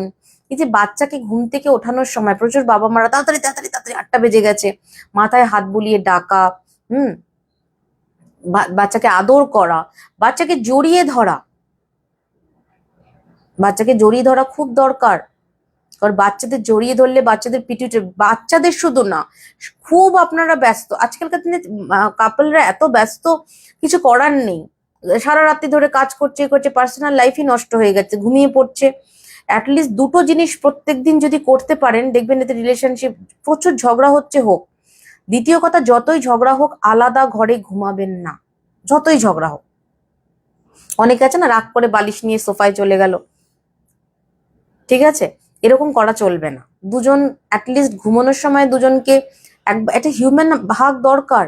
আর ঘুম থেকে উঠে বাচ্চাকে, হাজবেন্ডকে বা ওয়াইফকে জাস্ট 1 মিনিট জড়িয়ে রাখুন, এতে দুজনের মধ্যে ইলেকট্রোম্যাগনেটিক ওয়েভ আদান প্রদান হয়, ভীষণ পজিটিভ থিঙ্কিং হয়। শুধু বলতে হবে যে চল, অ্যাটলিস্ট দুজনে মিলে 10 মিনিট বসে চা খান, বাচ্চাকে জড়িয়ে ধরুন, বাচ্চাকে বলুন যে আজকে সারাদিন খুব ভালো হবে, সবকিছু ভালো হবে। ঘুমোতে যাওয়ার আগেও বাচ্চাকে হাত বুলিয়ে ঘুম পাড়ানো। হুম, একটা, এই কেন আমার ফ্যামিলি দরকার, যেখানে আমি আমার প্রবলেমটা সবার সাথে, যে আমার প্রবলেমটাকে লাইট করে দেবে। আমি জ্ঞান শুনতে আসিনি। অনেক আছে জ্ঞান দেয়, তুমি এরকম করো না, তুমি ওরকম করো না, ওরকম জ্ঞান সোশ্যাল মিডিয়াতে পাওয়া যায়, পয়েন্ট দেয়। বাচ্চাদের সাথে বা ফ্যামিলি এগুলোর সাথে জ্ঞান দিয়ে হয় না, চলো আমরা দুজন দুজন আলোচনা করি, রিলেশনশিপ ভালো করি, রিলেশনশিপ পয়েন্ট দিয়ে হয় না। দুজন দুজনের প্রবলেমটা আগে বুঝতে হবে, যে কোথায় কিসের প্রবলেম, কেন আমার ওয়াইফ ডিপ্রেসড হয়ে গেছে। একটা মেয়ে, এরপর পোস্টপার্টাম প্রেগনেন্সি নিয়ে আমি যখন একটা লাইভ করব, ঠিক আছে, সব থেকে মেয়েদের ডিপ্রেশন হয় বাচ্চা হয়ে গেলে, কারণ বাচ্চা হয়ে গেলের পর শরীরে নানান রকম সমস্যা। হ্যাঁ, একটা গল ব্লাডার অপারেশন হলেই মানুষ কুড়িয়ে কুড়িয়ে বাবার পাচ্ছি না, তাহলে বাচ্চা হয়েছে যার, তাহলে তার কত রকম তার প্রবলেম হচ্ছে। আগেকার দিনে কি আমাদের বাচ্চা হয়নি? আরে আগেকার দিনে মানুষদের লাইফস্টাইলটা আলাদা রকম ছিল। এখনকার দিনে, আগেকার দিনের সাথে এখনকার দিনে তুলনা হয় না। তার আগেকার দিনের মহিলারা তো যুদ্ধ করতো, তাহলে এখন আপনার শাশুড়িকে বলতে আপনিও যুদ্ধ করুন? বোকার মতন কথাবার্তা। যারা এগুলো বলে তাদেরকে একদম শাশুড়ির থেকে এক্সপেক্ট করে লাভ নেই, শ্বশুরের থেকে এক্সপেক্ট করে লাভ নেই। বাবা মা অনেক সময় করতে পারে না, কিন্তু পার্টনার যারা দুজন, আপনারা একসাথে ঘর বেঁধেছেন তো ভালো থাকার জন্যই, ফ্যামিলিকে চালিয়ে নেওয়ার জন্য, তাহলে কিসের এত প্রবলেম, কিসের এত সমস্যা? দুজন একটু গল্প করা যায় যে ওয়াইফের চেঞ্জ হয়েছে, এ সময় ওকে কেউ বুঝতে পারছে না, কিন্তু আপনার তো বোঝা উচিত যে ওর ঘুম পাচ্ছে, ওর ইচ্ছা করছে না, এসব বাচ্চাকে সবাই বেশি অ্যাটেনশন দিচ্ছে, হুম, আমাকে কেউ অ্যাটেনশন দিচ্ছে না। মানুষ কিন্তু আলটিমেটলি সব থেকে নিজেকে বেশি ভালোবাসে, এবং তার সাথে হরমোনাল প্রচুর চেঞ্জ হয়, লাইফস্টাইলটাই চেঞ্জ হয়ে যায়, তো ডিপ্রেশন আসতেই পারে। এ সময় দরকার সবাই সবার কাছে থাকা। আরেকটা যেটা বিষয় সেটা হচ্ছে ফ্যামিলিগত প্রবলেম। ফ্যামিলির প্রবলেমটা কিন্তু ডেঞ্জারাস হয়ে যায়, যেখানে আহ আরেকটা ইনলজরা ঝামেলা করছে। অনন্যা চক্রবর্তী, হ্যাঁ এটা খুব দরকার, যেখানে ইনলজরা ঝামেলা করছে, তুলনা চলে আসছে, আমার দেওর এত প্রমোশন পেয়েছে তুমি পাওনি কেন, আমার ছোট বউ ভালো রান্না করে। আরেকটা লাস্ট পয়েন্ট যেটা আমি বলবো সেটা হচ্ছে চেহারা, বডি শেমিং ভীষণ ইম্পর্টেন্ট। ও মুখে কালো, তুমি তুমি তুমি কেন ওর মতন ফর্সা না, তোমার চুল কেন ওর মতন কার্লি না। একজন তো এসে বলেছিল আমি খুব চাই আমার ওয়াইফ যখন ঘুম থেকে উঠবে তখন একেবারে যেমন সিনেমায় দেখায় সেজে গুজে উঠবে। আমি তখন বলেছিলাম আপনি কিরকম কি সেজে গুজে ওঠেন, আপনার মুখটা ওকে ঘুম থেকে উঠলে নায়কদের মতন লাগে? মানে এক্সপেকটেশনটা ভাবুন, মানে সবসময় বডি শেমিং করা প্রচুর। দুটো ভাই বোনদের মধ্যে এরকম হয়, ফট করে আসলো, ফ্যামিলি মেম্বারদের মধ্যে হয়, আচ্ছা আপনি তো এত ফর্সা, আপনার মেয়ে এত কেন কালো হয়েছে, এই যে প্রশ্নটা। হুম, তারপর আচ্ছা মেয়ে, মা এত আনস্মার্ট, মেয়ে কি করে এত স্মার্ট, বাবা কি করে, তাহলে এত পয়সা কোথা থেকে আসছে, কি করছে, আচ্ছা ও কি সত্যি আদৌ, ও তো ফ্রড। দেখবেন ছেলেরা যদি ভালো কিছু করে তার মানে ছেলেরা হচ্ছে 2 নম্বরই কাজ করে, হ্যাঁ। আবার মেয়েরা যদি ভালো কিছু করে তার মানে হচ্ছে বসের কোলে বসে প্রমোশন পেয়েছে, মানে মেয়েদের কোনো যোগ্যতা নেই, সব মেয়েরাই বসের, আর যারা আমাদের মতন কাজ করে যাদের কোনো বস নেই তারা হচ্ছে ফ্রড। এরকম সেই তথাকথিত অ্যাস্ট্রোলজার বলেন না যে উনি হচ্ছে সৎ অ্যাস্ট্রোলজার, আর আমরা হচ্ছে লোকের মানে ক্ষতি করে লোককে লুটে টাকা পয়সা রোজগার করি। হুম, এই যে মানুষকে জোর করে ডিপ্রেসড করে দেওয়ার চেষ্টা।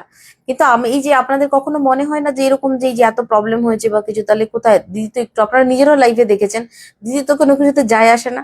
কেন যায় আসে না জানেন তো? আমার লাইফে একটা জিনিস খুব বেশি পজিটিভ, সেটা হচ্ছে আমি 3টে পয়েন্ট বলবো। সেই যে 3টে ইসিএস হচ্ছে 3টে পয়েন্ট, ই সি আর এস। এই 3টে পয়েন্টকে আপনি অ্যাক্টিভেট করা শুরু করুন, দেখবেন আপনার মধ্যে কোনো ডিপ্রেশন আসবে না। তার সাথে তো অবশ্যই দরকার আপনার ভালো একজন পার্টনার, যে আপনাকে, ওই জন্য তো অর্জুন জিতেছিল, শ্রীকৃষ্ণ সাথে ছিল বলে। শ্রীকৃষ্ণ যদি সাথে থাকে আপনাকে, আপনি যুদ্ধে জিতবেনই। সেই শ্রীকৃষ্ণকে, একমাত্র শ্রীকৃষ্ণ হতে পারে ভালো বন্ধু। ভালো বন্ধুকে, ভালো বন্ধু মানে ভালো পার্টনার। ভালো পার্টনার আপনাকে সমস্ত যুদ্ধ থেকে বের করে নিয়ে আসতে পারে। যে না, কোনো দরকারই নেই ও কি বলছে কি না বলছে কি করছে, ও চিৎকার করুক। হ্যাঁ ঠিকই তো, যেমন আমরা মোহরকে বলি যে কি হয়েছে, মনিটর হন, মনিটর হলেই সবকিছু হয়ে যায়, অমুকে মনিটর হয়েছে, মনিটর হয়েছে, আমাকে একটুর জন্য দিল না, আমার আগের জনকে দিল। এত বছর ধরে মনিটর হতে পারেনি, যে গতকালও মনিটরের ব্যাচ পেয়েছে, খুব খুশি। আমি যেন বললাম যে সবসময় অপেক্ষা করতে হয়, কোনো কিছুতে তো আনরেস্ট হতে নেই। মনিটর হওয়াটাই জীবন, সমস্ত কিছু সাকসেস আর আনসাকসেস নির্দেশ করে না।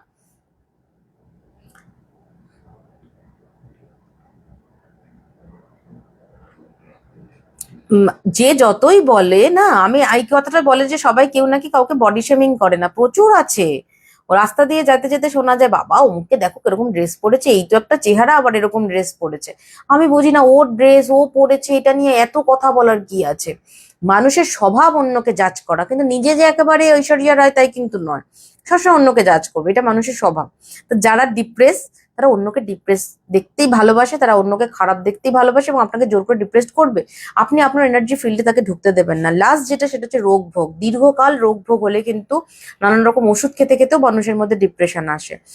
আর একটা জিনিস যেটা বলবো, সেটা হচ্ছে খুব ইমপ্রপার ডায়েট। ডায়েট ভুলভাল হলেও কিন্তু ডিপ্রেশন হয়। প্রচুর ভুলভাল খাওয়া, ভুলভাল জাঙ্ক ফুড এখনকার দিনে। আজকে যেরকম আমরা আলোচনা করছিলাম যে কিছু করার নেই, মানে আহ, সবার ক্যাপাসিটি নেই যে বাড়িতে অত লোক রাখবে, এত একটা মেড রাখবে সবসময়, তারা হিউজ মাইনা নেয়।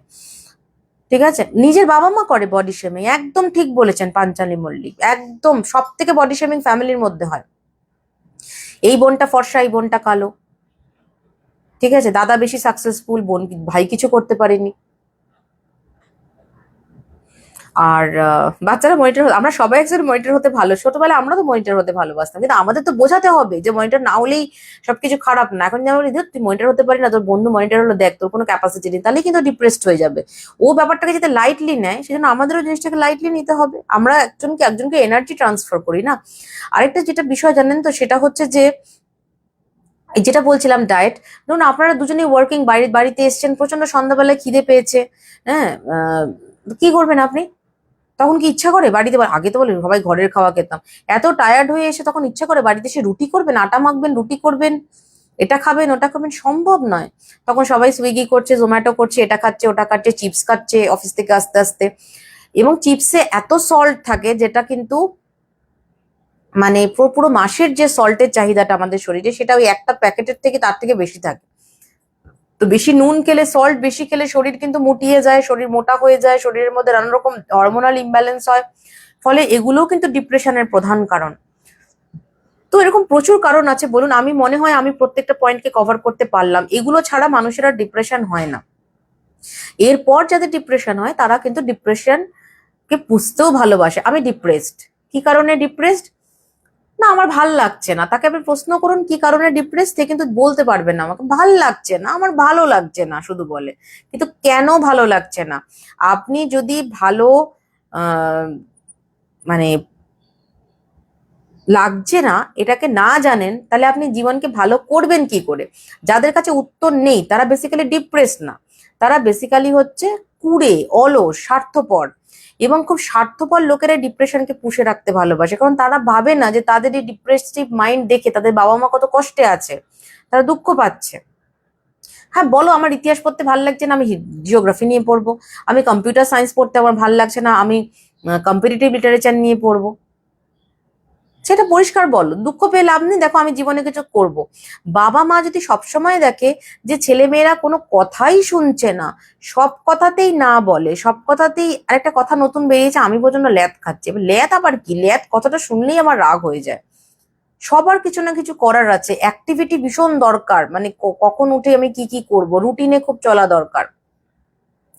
এবার যে ডিপ্রেশন কাদের হয়, যে কোনো বয়সে হতে পারে, মধ্যবয়সীদের মধ্যে এবং অ্যাডোলেন্স পিরিয়ডে এই ডিপ্রেশন সব থেকে বেশি হয়। আরেকটা ডিপ্রেশন হয় খুব বেশি, ডিপ্রেশনের শিকার হচ্ছে খুব বয়স্ক মানুষরা, যারা দীর্ঘকাল রোগ ভোগে ভোগে বা যাদের পার্টনার চলে যায় হঠাৎ করে, তখন একা হয়ে পড়ে।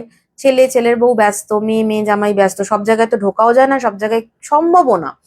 তাদের লাইফটাই কাটে ঘরের মধ্যে, সব জায়গায় যেতে পারে না, সব জায়গায় তাদের আর ভালো লাগে না, তাদের মনের কথা বলার মতনও তো কেউ নেই। এই জন্য পরিবারে বয়স্ক বাবা মা থাকলে তাদের একটু সময় দেওয়া উচিত, আমার মনে হয় তাদের সাথে গল্প করা উচিত, কথা বলা উচিত। কিন্তু হলেও বা নিজের পার্টনার আর ছেলে মেয়ের সাথে সেটা হয় না, যেটা নিজের হাজবেন্ড ওয়াইফের মধ্যে হয়। এই জন্য স্বামী স্ত্রীর বন্ধনকে সব থেকে পবিত্র বন্ধন বলা হয়েছে। আবার এই বন্ধন যদি ডেঞ্জারাস হয়, এবার এই বন্ধন থেকে বেরিয়ে আসাও খুব ডেঞ্জারাস। তুমি বার্তা দাও না তুমি স্ট্রং, সবাই সেটা পারে না, যারা স্ট্রং না তারাই তো ডিপ্রেসড হয়ে যায়। এই জন্য তো বললাম যে যারা খুব স্ট্রং তারা ডিপ্রেসড হয় না।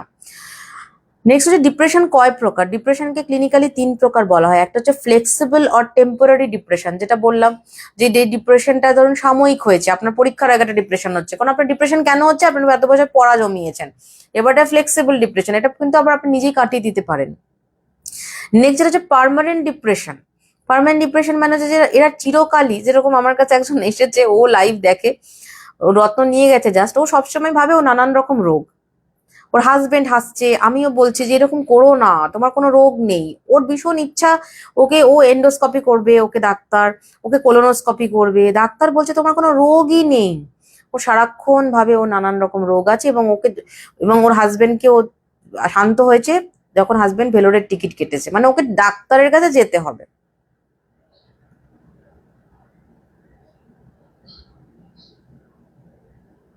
না, আমি আমার মতন তো হয়ই না, এই জন্য যারা খুব ইম্যাচিওর তারা আপনি রাস্তায় ছেড়ে দিন। যদি বলে, আমি তো এটা আমার মেয়েকে খুব বলি, যে নিজে যখন নিজের মানে ইকোনমিক্যাল ফ্লেক্সিবিলিটি খুব বেশি হয়ে যাবে, নিজের মতন চালাতে পারবে, নিজেকে পারবি, তখন তুই বলবি যে আমি আমার মতন, তার আগে বলবি না। আর না হলে তুই বাড়ির ইএমআই দিবি, সমস্ত কিছু দিবি, বাড়িতে যখন বাজার টাজার হবে গোছাবি, সমস্ত কাজ করবি, তারপর আমি আমার মতন। তোমাকে যদি সবকিছুতে পার্টিসিপেট করতে, বাড়িতে কাজ করতে হবে না। এটা সবাই করেছে আরুষা, ওর এটা এটা এটা ওর প্যাশন। ওকে যদি তুমি বলো তোমার রোগ নেই, ও কিন্তু খুব দুঃখ পায়, ওকে বলতে হবে তোমার এই আছে। ওর টেনশন হচ্ছে ওর ক্যান্সার হবে কিনা, এবং ওর যেন ক্যান্সার হতেই যেন ও জন্মেছে, এটা ওর ওরকম একটা প্রবলেম। এই ধরনের এগুলো করলে পার্মানেন্ট ডিপ্রেশন, এগুলো কাটানো খুব ডিফিকাল্ট, এগুলো নিজেকেই কাটাতে হয়। নেক্সট হচ্ছে ভোলাটাইল ডিপ্রেশন, মানে অমুকে বিদেশে গেছে আমি যেতে পারলাম না কেন, হট করে ডিপ্রেশন হয়ে গেল দেখে, হঠাৎ করে মন খারাপ, 5 মিনিট আগেও ভালো লাগছিল, এখন আর ভালো লাগছে না। হট করে মনে হলো যে আমাকে এই ড্রেসটা পরলে, আপনি বললেন যে এই তোমাকে না এই ড্রেসটা পরলে ভাল লাগবে না, তো এইটা তুই তোমাকে ঠিক মানাচ্ছে না, এই কালারটা কেন তুমি আমাকে এটা বললে, আমাকে মানাচ্ছে না। ও, তার মানে অমুককে মানাচ্ছে, বুঝতে পেরেছি তোমার মন কোন দিকে গেছে। মানে এইটা হচ্ছে ভোলাটাইল ডিপ্রেশন। কত বৈচিত্র্য, আমি যে কত রকমের মানুষ আছে দেখছি, সেজন্য আমি জানি, বাট সবাই সবার মতন, কাউকে জাজ করা উচিত না। নেক্সট হচ্ছে, দেখুন পৃথিবীতে 280 মিলিয়ন পিপল সারা পৃথিবীতে ডিপ্রেশনের শিকার। ডিপ্রেশন কখনো যারা রুটিন মাফিক লাইফ লিড করে এবং খুব বেশি স্ট্রেট ফরওয়ার্ড পার্সোনালিটি যুক্ত মানুষ, তাদের ডিপ্রেশন হয় না। ডিপ্রেশন হয় দুর্বল মানুষদের, মেন্টালি যারা যথেষ্ট, যাদের মেন্টালি যারা মানে কি বলবো, যারা, এটাকে চ্যালেঞ্জ বলা উচিত না, দে আর নট ভেরি, কি বলবো, এটা ওয়ার্ড খুঁজে পাচ্ছি না, তারা খুব একটা স্ট্রং পার্সোনালিটি যুক্ত নয়, তারা খুব ইমব্যালেন্সড। হ্যাঁ, অনেক রকম মানুষের সাথে কথা বলতে হয়। এবার দেখুন ক্লিনিক্যাল ডিপ্রেশন কাকে বলে। ক্লিনিক্যাল ডিপ্রেশন হচ্ছে, ধরুন আপনার মন খারাপ, এটা 1 দিন হচ্ছে, 2 দিন হচ্ছে, 3 দিন হচ্ছে, এটা যদি 24x7 হয়, তাহলে, এবং সেটা যদি 24x7x300 দিন হয়, তাহলে সেটা কিন্তু ডেঞ্জারাস ডিপ্রেশনে চলে যায়। এটা কি বলে, ক্লিনিক্যাল ডিপ্রেশন। এবং এরা মনে করে ডিপ্রেশন থেকে বের করতে গেলে আমাকে কিন্তু ডাক্তারের ওষুধই খেতে হবে। ইনফ্যাক্ট আমি প্রচুর বাবা মাকে দেখেছি এখন খুব আনন্দ পায়, যে আমার বাচ্চাকে তো আমি কাউন্সিলিং করাতে নিয়ে যাই, একটা সাইকিয়াট্রিস্টের কাছে নিয়ে যাই, ওর যথেষ্ট কাউন্সিলিং চলছে। মানে কাউন্সিলিং, বাচ্চাকে নিয়ে কাউন্সিলিং এ তো বাচ্চা কাউন্সিলিং, 5 বছরের বাচ্চাকে নিয়ে কাউন্সিলিং চলছে। বাচ্চা কাউন্সিলিং এর কি বোঝে? বাচ্চা কি বোঝে? বাচ্চাকে যে যে কাউন্সিলিং এ নিয়ে যাচ্ছেন, বাচ্চার কাউন্সিলিং হবে আপনার, বা আপনি করবেন কাউন্সিলিং, বাচ্চাকে আদর করবেন, যত্ন করবেন, খেলবেন বাচ্চার সাথে, গল্প করবেন, বই পড়াবেন। ডিপ্রেশন বললে একটা থাপ্পড় মারবেন, ও কিসের ডিপ্রেশন? ডিপ্রেশন আবার কিসের? ডিপ্রেশন ফিপ্রেশন কোনো কিছু নেই। ডিপ্রেশন, কাদের ডিপ্রেশন হতে পারে? আমি আমার মেয়েকে একদম, আমার মেয়ে আমাকে কিন্তু যথেষ্ট বেশি ভয় পায় এবং ভালোও খুব বাসে, কারণ ও জানে যে কোনোদিন মা মোহর প্রচুর আমার নতুন লিপস্টিক নষ্ট করে দিয়েছে ছোটবেলায়, এটা ও এখনো করে, প্রচুর মানে আকাজ করে। আইশ্যাডোর প্যালেট খুলে দেখেছি, আইশ্যাডো মাঝখান দিয়ে হাওয়া, সব পুতুলের গাল লাল, এটা ওটা।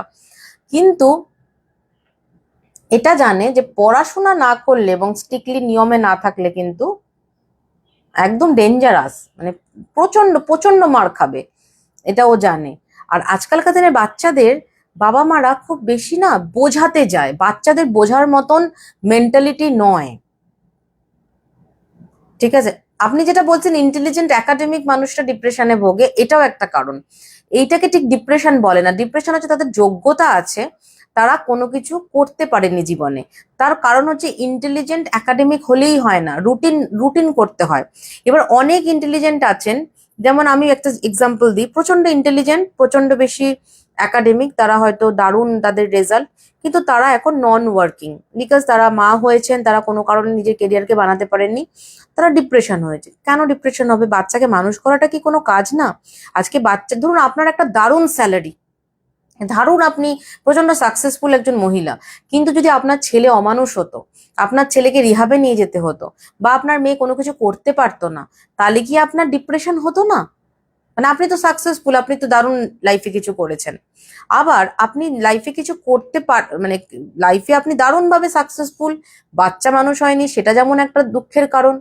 আবার আপনি দারুণ ভাবে সাকসেসফুল না, কিন্তু আপনি বাচ্চার জন্য অনেক কিছু করেছেন, বাচ্চা আজকে ভালো কিছু, মানে ভালো জায়গায় পৌঁছেছে, এটা কি আপনাকে আনন্দ দেয় না?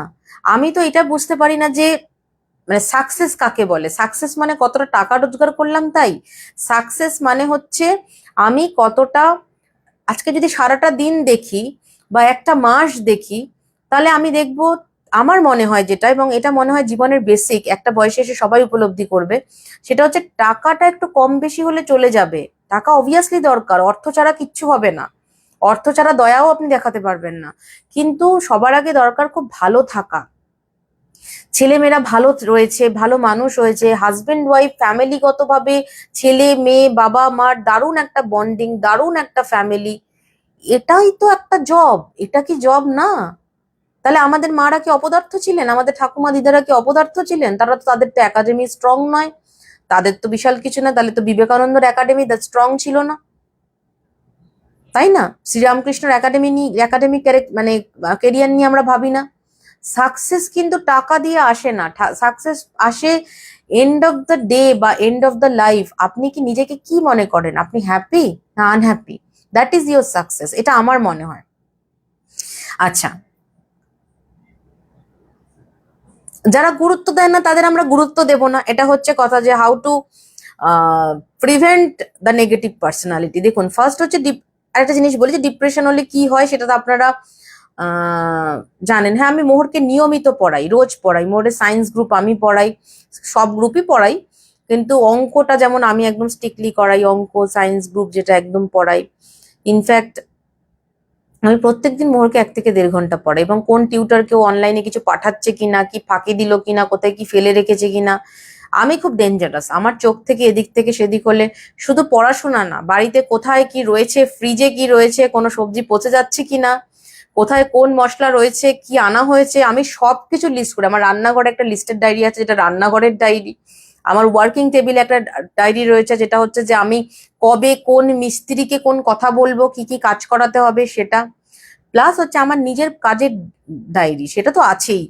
কোনো কিছু সিস্টেমের বাইরে আমি বেরোতে দিই না, এবং আমি মনে করি যে লাইফটা হবে আমার, আমার যে প্রফেশন যখন আমি থাকবো, এটা আমি মোহরকেও বলি, প্রফেশনালি মিলিটারির মতন হতে, কিন্তু ইমোশনালি কিন্তু একদম বেশি, মানে একদম সফট হতে। যেখানে ইমোশনের দিক, যেখানে ভালোবাসার দিক, সেখানে আমি মোহরকে এটাও বলি আজকে পড়তে হবে না, রবিবারে 10টায় ঘুম থেকে উঠতে, আমি চেম্বারে বেরিয়ে যাই 10টায় যেদিন, সেদিন বলি অ্যাটলিস্ট 15 মিনিট আগে উঠতে, যাতে একটু দেখা হয়, কথা হয়। তো বাচ্চাকে কিন্তু আপনি আহ্লাদও দেবেন, প্রশ্রয়ও দেবেন, কিন্তু এর মানে এটা না যে ও যা বলছে তাই, খেতে খেতে হা করে টিভি দেখছে। আমি তো বলি তাহলে খেতে হবে না, খাওয়ার কি দরকার, টিভি দেখলেই তো হয়ে যায়। হুম। তো না, তো না, রাগ করবে, 2 দিন রাগ করবে, বক বক করবে, তারপরে বন্ধ হয়ে যাবে কথা বলা। না তো না, এটা খুব দরকার। আগেকার দিনে বাবা মারা যেটা করতেন, এখনকার দিনে থাক না, আর নিজেরাও ফোন দেখছে, বাচ্চারাও ফোন দেখতে দেখতে খাচ্ছে। ডিপ্রেশন হলে প্রথম যেটা হয় সেটা হচ্ছে ঘুম খুব বেশি হবে, রাত্রিবেলা আপনার ঘুম আসবে না, আর সারাক্ষণ ফোন দেখেই যাচ্ছে।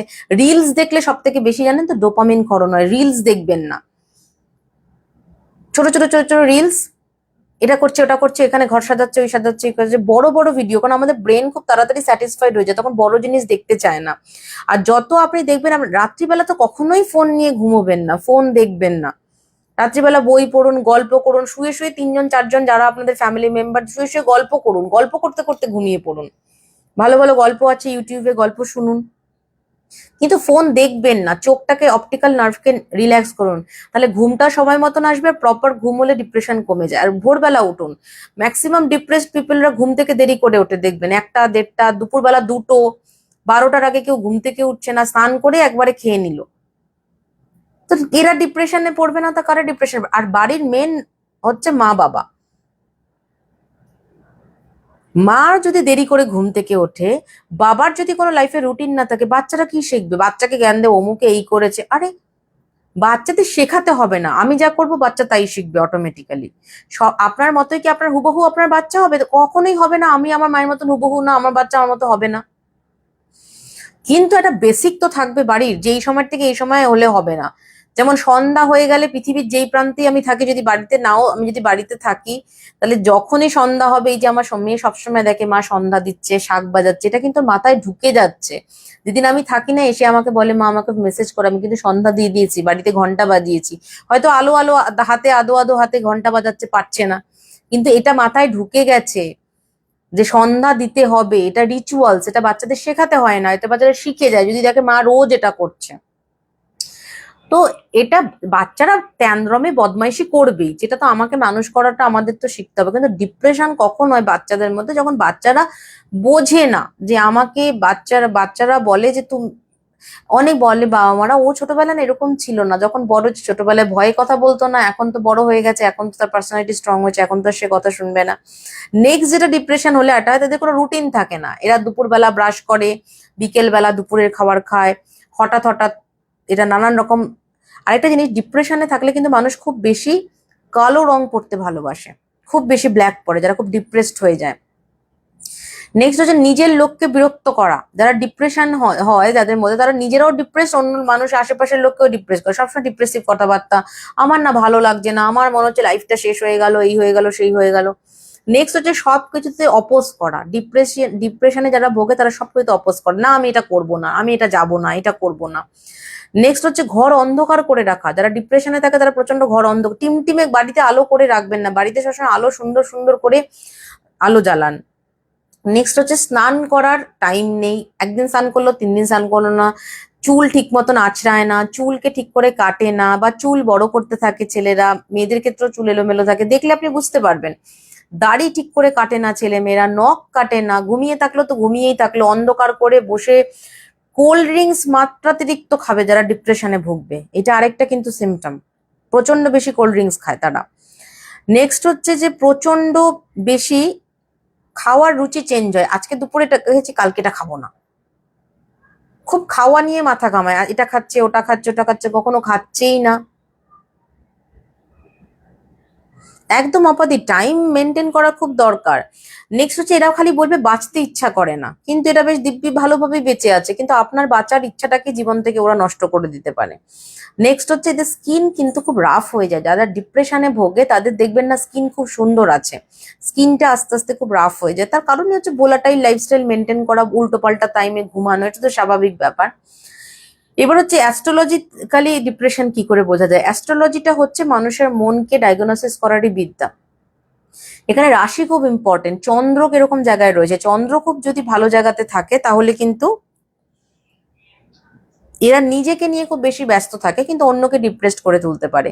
চন্দ্র যদি কোনো খারাপ পজিশনে থাকে, খারাপ পজিশন মানে কি, চন্দ্র যদি শনি যুক্ত থাকে, কেতু যুক্ত থাকে, রাহু যুক্ত থাকে বা মঙ্গল যুক্ত থাকে, তারা ভীষণ ডিপ্রেশনে ভোগে। এবং চন্দ্র কেতু, চন্দ্র শনি, চন্দ্র রাহু, এগুলো খুব বাজে কম্বিনেশন। এবার যদি ভালো গ্রহরা খুব ভালো জায়গায় থাকে, যদি কারো সান খুব ভালো থাকে, তবে শনি চন্দ্র কিন্তু ভালো থাকলে ডিপ্রেশন হতে হলেও এরা খুব স্পিরিচুয়াল হয় এবং এদের লাইফে একটা দারুণ চেঞ্জেস আছে সাড়ে সাথী পড়লে। ঠিক আছে, তো এটা কিন্তু পজিটিভ দিকে ঘুরিয়ে নেওয়া যায়। কিন্তু চন্দ্র কেতু বা চন্দ্র রাহু একসাথে থাকলে এরা নেগেটিভ থিঙ্কার হয়। এরা নিজেরাও খুব তাড়াতাড়ি নেগেটিভ চিন্তা করে, অন্যকেও নেগেটিভ ভাবিয়ে তুলতে সাহায্য করে। হরোস্কোপে দুটো জিনিস দেখা খুব ইম্পর্টেন্ট, তিনটে জিনিস রাদার, সেটা হচ্ছে লগ্ন, রাশি এবং রবি কতটা স্ট্রং জায়গায় বসে আছে। কারণ হরোস্কোপটা পুরোপুরি আলোকিত হচ্ছে বেসিক্যালি রবির দ্বারা।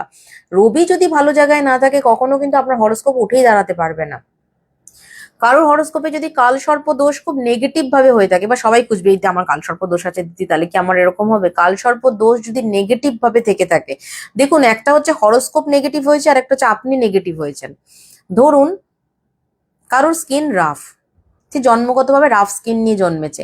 এবার যদি আপনি স্কিনকে নিয়মিত চর্চা করেন, ঠিক মতন খাবার দাবার খান, ভালোভাবে ময়শ্চারাইজ করেন, প্রপারলি কিছু জিনিস মেনটেন করেন, তাহলে কি আপনার স্কিনটা চিরকালই রাফ থাকবে?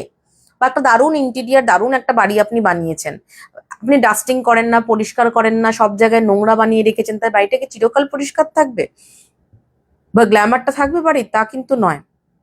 এটা বেসিক্যালি কি হচ্ছে, হরোস্কোপটা হচ্ছে আমরা জন্মগতভাবে নিয়ে এসেছি। এবার এই হরোস্কোপটাকে কিন্তু আপনি পজিটিভ করতে পারেন, হরোস্কোপকে নেগেটিভ করতে পারেন। হরোস্কোপের এনার্জি ব্যালেন্স করে you can change anything in your lifestyle. মানে আপনি আপনার মাইন্ডটাকে আপনি চেঞ্জ করে দিতে পারেন। কিন্তু সবার আগে দরকার একজন প্রপার মেন্টর, প্রপার গুরু, যে আপনাকে এনার্জি ব্যালেন্স করতে সাহায্য করবে। ভালো গুরু না, এই জন্য অ্যাস্ট্রোলজিকে গুরুমুখী বিদ্যা বলে। প্রপার গুরুর সান্নিধ্যে আসলে মানুষের জীবন চেঞ্জ হয়ে যেতে পারে। এটা কিন্তু গুরুর পাওয়ারের উপর ডিপেন্ড করে, জানেন তো। মানে যেমন শ্রীরামকৃষ্ণ কে পেয়ে বিবেকানন্দ জীবনই চেঞ্জ হয়ে গেছিলেন। তারপর প্রণবানন্দ মহারাজ, স্বামী দয়ানন্দ সরস্বতী, এরকম প্রচুর মানুষ আছেন যে যাদের সান্নিধ্যে এসে মানুষের জীবন দর্শনটাই বদলে গেছে। জীবন দর্শন মানে জীবনকে দেখার যে অন্তর্দর্শন। আমরা তো বাইরের চোখ দিয়ে বাইরের জিনিসটাকে দেখি, কিন্তু আমাদের যে অন্তর মন, সেটা কিন্তু অ্যাকচুয়ালি আমরা কিন্তু নিজের চোখ দিয়ে নিজেকে দেখতে পাই না। দেখতে পাই কি? তার জন্য আমাদের আয়না লাগে। গুরু লাগে ঠিক সেরকম নিজের অন্তরকে দেখতে। গুরু হচ্ছে প্রতিফলক, সেই আয়না, যে আপনাকে দেখাতে সাহায্য করবে নিজেকে।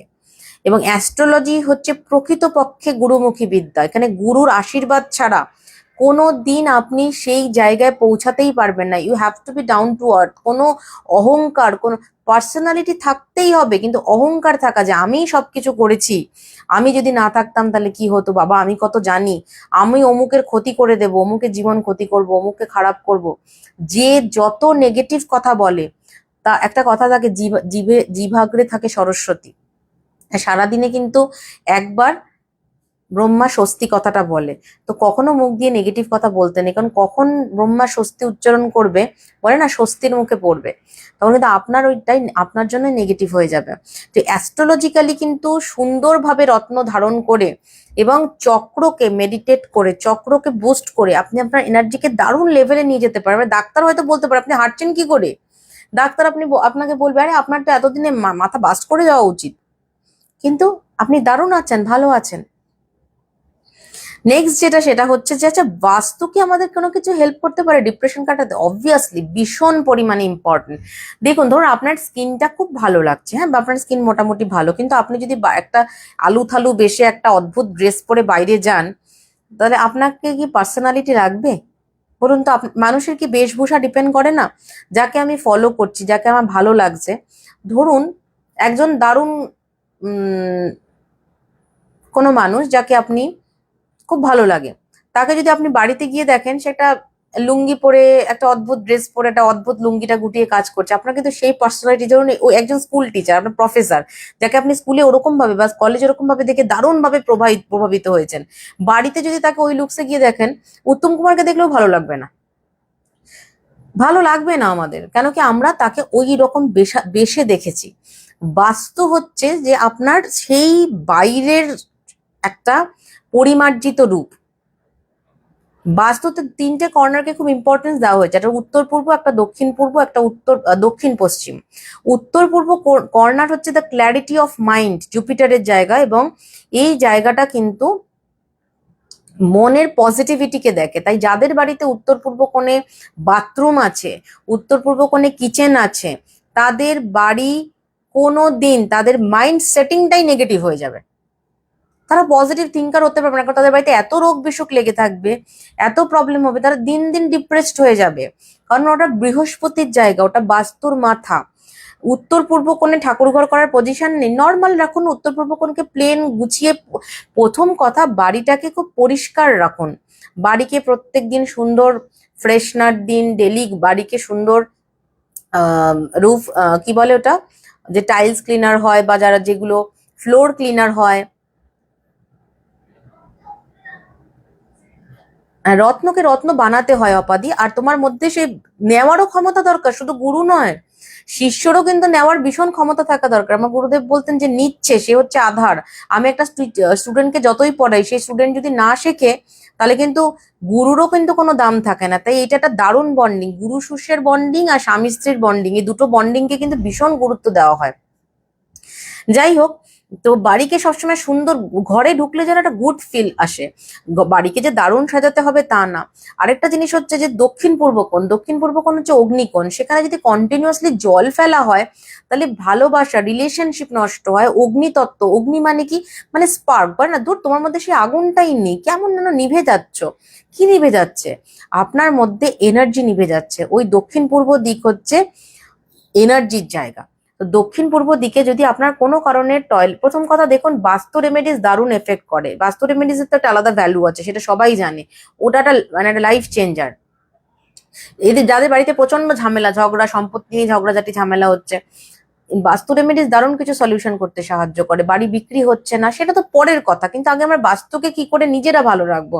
সাউথ ইস্ট কর্নারে প্রত্যেকদিন একটা সেন্টেড রেড ক্যান্ডেল জ্বালান। যদি সেন্টেড রেড ক্যান্ডেল জ্বালাতে আপনার অসুবিধা থাকে, যে একটু দামি হয়ে যাচ্ছে বেশি, তাহলে একটা সুন্দর প্রত্যেকদিন সন্ধ্যাবেলা ওখানে তেলের প্রদীপ জ্বালান, এবং তেলের প্রদীপটাকে একটু ঢেকে রাখার চেষ্টা। নানা রকম জিনিস বেরিয়েছে ঢেকে রাখা যায় প্রদীপকে। প্রদীপটা যত বেশি জ্বলবে, এটা অ্যাটলিস্ট সন্ধ্যা হয়ে গেলে, মানে যখন রাত হয়ে আসছে, ঠিক আছে, অ্যাটলিস্ট 1 ঘন্টা জ্বললেই যথেষ্ট। এটা তাহলে দক্ষিণ পূর্ব কোণকে অগ্নি প্রজ্বলিত হচ্ছে। আর দক্ষিণ পূর্ব কর্নারে কখনোই বাথরুম করবেন না, যাই করুন, বাথরুম, সেপটিক ট্যাঙ্ক দক্ষিণ পূর্ব কর্নারে করবেন না। আর বাকি যে কোনো কিছু করতে পারেন। চক্র মেডিটেশনই তো আপনাদের শিখিয়েছি, যখন শুদ্ধিকরণ শিখেছেন, ওটা তো চক্র মেডিটেশনেরই একটা দিক। পুরোপুরি চক্র মেডিটেশন করলে অন্য লেভেলে উঠে যেতে হবে, তাহলে আর সাংসারিক কাজকর্ম সব ছেড়ে দিতে হবে, তাহলে আপনাকে ওই নিয়েই থাকতে হবে। এটা সম্ভব না গৃহীদের পক্ষে। নেক্সট যেটা বিষয়, সেটা হচ্ছে দক্ষিণ পশ্চিম কোণ। দক্ষিণ পশ্চিম কোণ হচ্ছে অ্যাটেনশনের জায়গা, অর্থাৎ নৈরিত কোণ, রাহু আর কেতুর জায়গা। রাহু মানে হচ্ছে আমাদের লোভ, মানে আমাদের যে অ্যাটেনশন লাইফে, সেটা হচ্ছে রাহু। আর কেতু হচ্ছে যে পাস্ট গুলো, যে ভুলগুলো আমরা করেছি, সেগুলো হচ্ছে কেতু। তো দক্ষিণ পশ্চিম কোণে যদি কোনো রকম শার্প জিনিস রাখেন, ছুরি কাঁচি বা কিছু, টয়লেট হয় দক্ষিণ পশ্চিম কর্নারে, বা দক্ষিণ পশ্চিম কর্নারে যদি কোনো কারণে আপনি গার্বেজ রাখেন, নোংরা করে রাখেন, ড্রেন থাকে, সেপটিক ট্যাঙ্ক থাকে, তাহলে সেই জায়গাটা আপনার সারাক্ষণ মাথার মধ্যে রোগ ঘুরবে, আর আইনি ঝামেলা ঘটে। দক্ষিণ পশ্চিম যদি ডিস্টার্ব হয়, তিনটে কর্নারকে কিন্তু মাথায় রাখতে হবে। প্রথম কথাই হচ্ছে প্রত্যেক দিন ঘরকে ভালো করে পরিষ্কার রাখা, ঘরে সুন্দর মিউজিক চালানো। অনেক আছে মিউজিক চালিয়ে রান্না করে, হনুমান চালিসা চালিয়ে রান্না করে না। শোনার হলে ভালো মতন শুনতে শুনতে, পেপার পড়তে পড়তে করতে পারেন। আর একটা জিনিস মনে রাখবেন, শুধু শুনলে হবে না, আপনাকে সেটা নিজে করতেও হবে। ভালো মিউজিক লাগাতে পারেন ঘরে, পজিটিভ মিউজিক। চিৎকার করে কথা না বলা, ঘরে সমস্ত কিছুকে গুছিয়ে রাখা। আপনি খুব ব্যস্ত, গোছাতে পারেন না, ঠিক আছে, যতটা পারবেন ততটা গোছান। অ্যাটলিস্ট একটা এমন টাইপের কাবার্ড করুন, যেখানে কিছু জিনিস ভেতরে ঢুকিয়ে রাখবেন, পরে গোছাবেন, ওটা আটকে দেবেন। মানে ঘরে ঢুকলেই যেন মনে না হয় যে চারদিকে সবকিছু ছড়িয়ে আছে, কি মেস হয়ে আছে বাবা।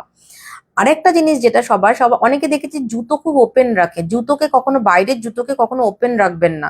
ইনফ্যাক্ট আপনি ধরুন ঘরে স্লিপারটা খুলে যাচ্ছেন, ঘরের স্লিপারটা কখনো দুয়ার, অনেক সময় কি আমরা ফ্রন্ট ডোরের সামনে দুয়ার মানে সদর দুয়ারের সামনে স্লিপারটা খুলে নিয়ে বাইরে বেরিয়ে গেলাম, বাইরে গিয়ে বাইরে জুতো পরছি, তা না, সদর দরজার সামনে কিন্তু জুতো রাখবেন না, স্লিপার রাখবেন না, আপনি হাইড করে সোফার তলায় লুকিয়ে রেখে যান, অন্য জায়গায় রেখে যান, ঠিক আছে।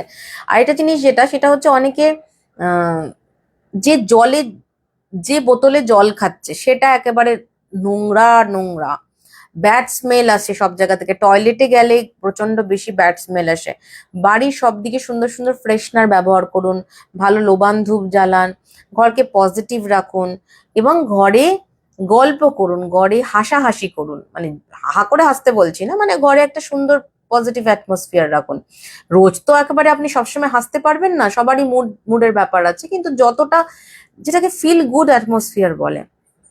আরেকটা যেটা বিষয় সেটা হচ্ছে যে সবকিছু নিয়ে খিটখিট করবেন না। বাড়িতে অনেকে থাকে, এই বিছানার চাদর পাল্টে গেছে, কুকড়ে গেছে, এইটা এরকম হয়ে গেছে, অনেকে সারাদিন কলিন দিয়ে ঘর পরিষ্কার করছে, এটা মুছছে, সবকিছুই তো আবার নোংরা হবে। তাই বলে বলছি না যে নোংরা করে রাখতে, কিন্তু সারাদিন যদি আপনি ঘরকে পরিষ্কার করেন আর বাড়ির লোককে আতঙ্ক বানিয়ে দেন যে এখানে বসা যাবে না, এখানে বসা যাবে না, এখানে 45 ডিগ্রি অ্যাঙ্গেলে বসতে হবে, তাহলে তো লোকের কাছে সেটা আতঙ্ক হয়ে যাবে। তাহলে আপনার ঘর পরিষ্কার থাকছে ঠিকছে, কিন্তু ঘরে শান্তি থাকছে না।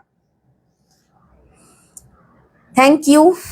এবার হচ্ছে 3টে মেন কি ওয়ার্ডস টু রিমুভ ডিপ্রেশন, ঠিক আছে, সেটা হচ্ছে ইসিএস। ইসিএস মানে কি, আমরা বলি না যে আমার তো ব্যাংক থেকে ইসিএস হয়ে যাচ্ছে, অর্থাৎ অটোমেটিক পেমেন্ট কেটে যায়,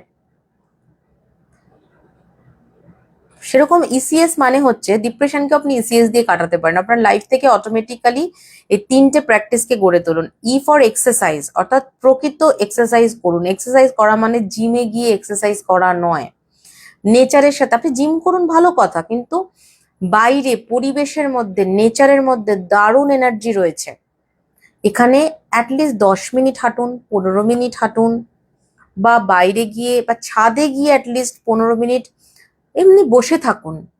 নর্মাল, আপনাকে মেডিটেশন চোখ বন্ধ করে মেডিটেশন করতে হবে না। মেডিটেশনের প্রথম পার্টই হচ্ছে চুপ করে বসে থাকা। চোখ খুলে পদ্মাসনে বসে সুন্দরভাবে নিঃশ্বাস নিন, যে পজিশনে আপনি আছেন। একটু হাঁটাহাঁটি করুন। সারাক্ষণ এখন লোকের ওয়ার্ক ফ্রম হোম, বাড়িতে বসে কাজ, মেশিনের সামনে কাজ, অফিসেও আপনি বসে বসে কাজ করছেন মেশিনের সামনে, মানুষের ব্রেনটা একসময় স্টাক হয়ে যায়। তো যত নেচারের সাথে মিশবেন তত ভালো। নেক্সট হচ্ছে সি ফর হচ্ছে কনজিউম প্রপার ফুড।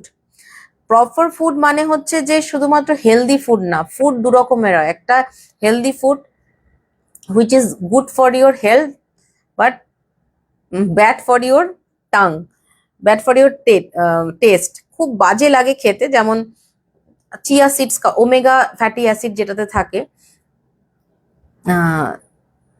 সকালে উঠে আপনি চিয়া সিডস খাচ্ছেন, খাচ্ছেন, সবকিছু খান, ধরুন সপ্তাহে 7 দিন, তার মধ্যে 5 দিন আপনি হেলদি ফুড খান, আর 2 দিন সেটা হচ্ছে আপনি হ্যাপি ফুড খান।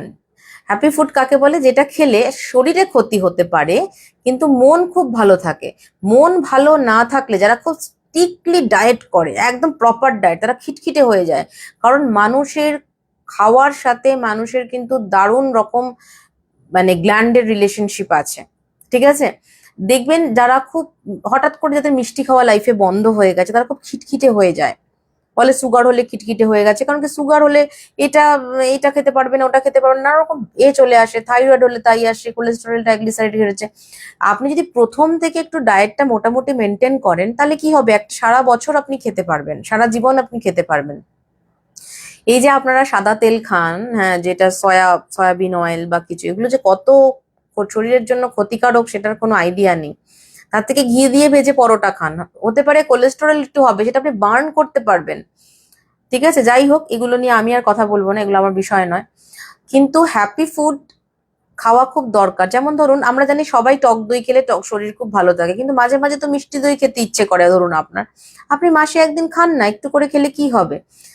আপনি প্রত্যেক দিন গ্রিন টি খান, এটা খান, মুখ প্যাঁচা করে গ্রিন টি খাচ্ছে, বাবা কি বিচ্ছিরি খেতে, কিন্তু আপনার ভীষণ দুধ চা খেতে ইচ্ছা করে, আপনি সপ্তাহে 1 দিন 2 দিন দুধ চা খান না, অসুবিধা কিছু নেই। এখন যদি আপনি লুচি খেয়ে দুধ চা খান তাহলে তো অসুবিধা।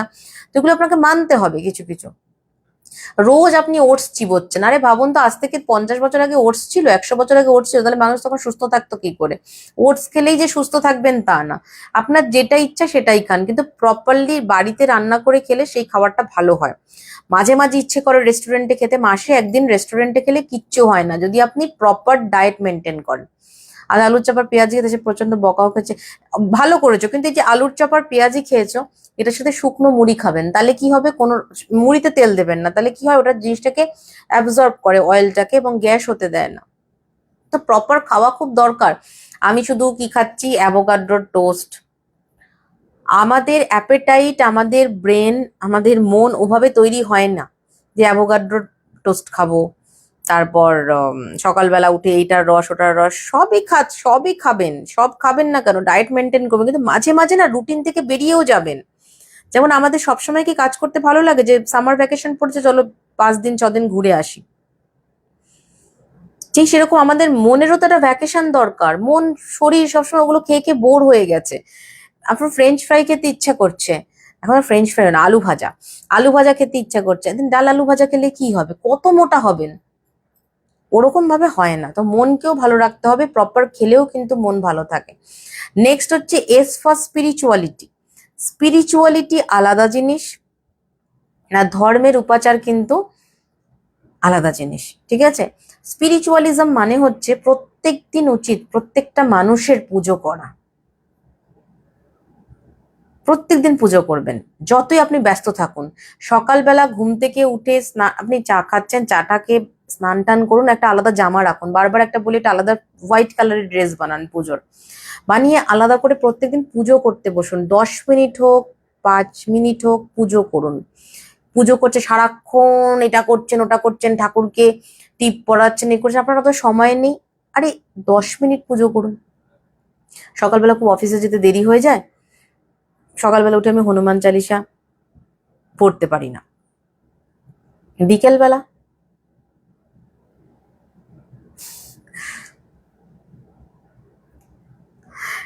সবই ভালো আছে, আলুর চপ দিয়ে মুড়িটা খেয়ে যদি কফিটা দুধ কফি খান, তাহলে একটু, অনেকের সহ্য হয় না, সহ্য করতে পারলে ওকে, শরীরকে মাঝে মাঝে এসবও দিতে হয়, নাহলে শরীরটাও ভীষণ পিটপিটে হয়ে যায়, তখন শরীরে কিছু হলেই ভীষণ ন্যাকা শরীর হয়ে যাবে, শরীর কোনো কিছু দিয়ে কোপ আপ করতে পারবে না।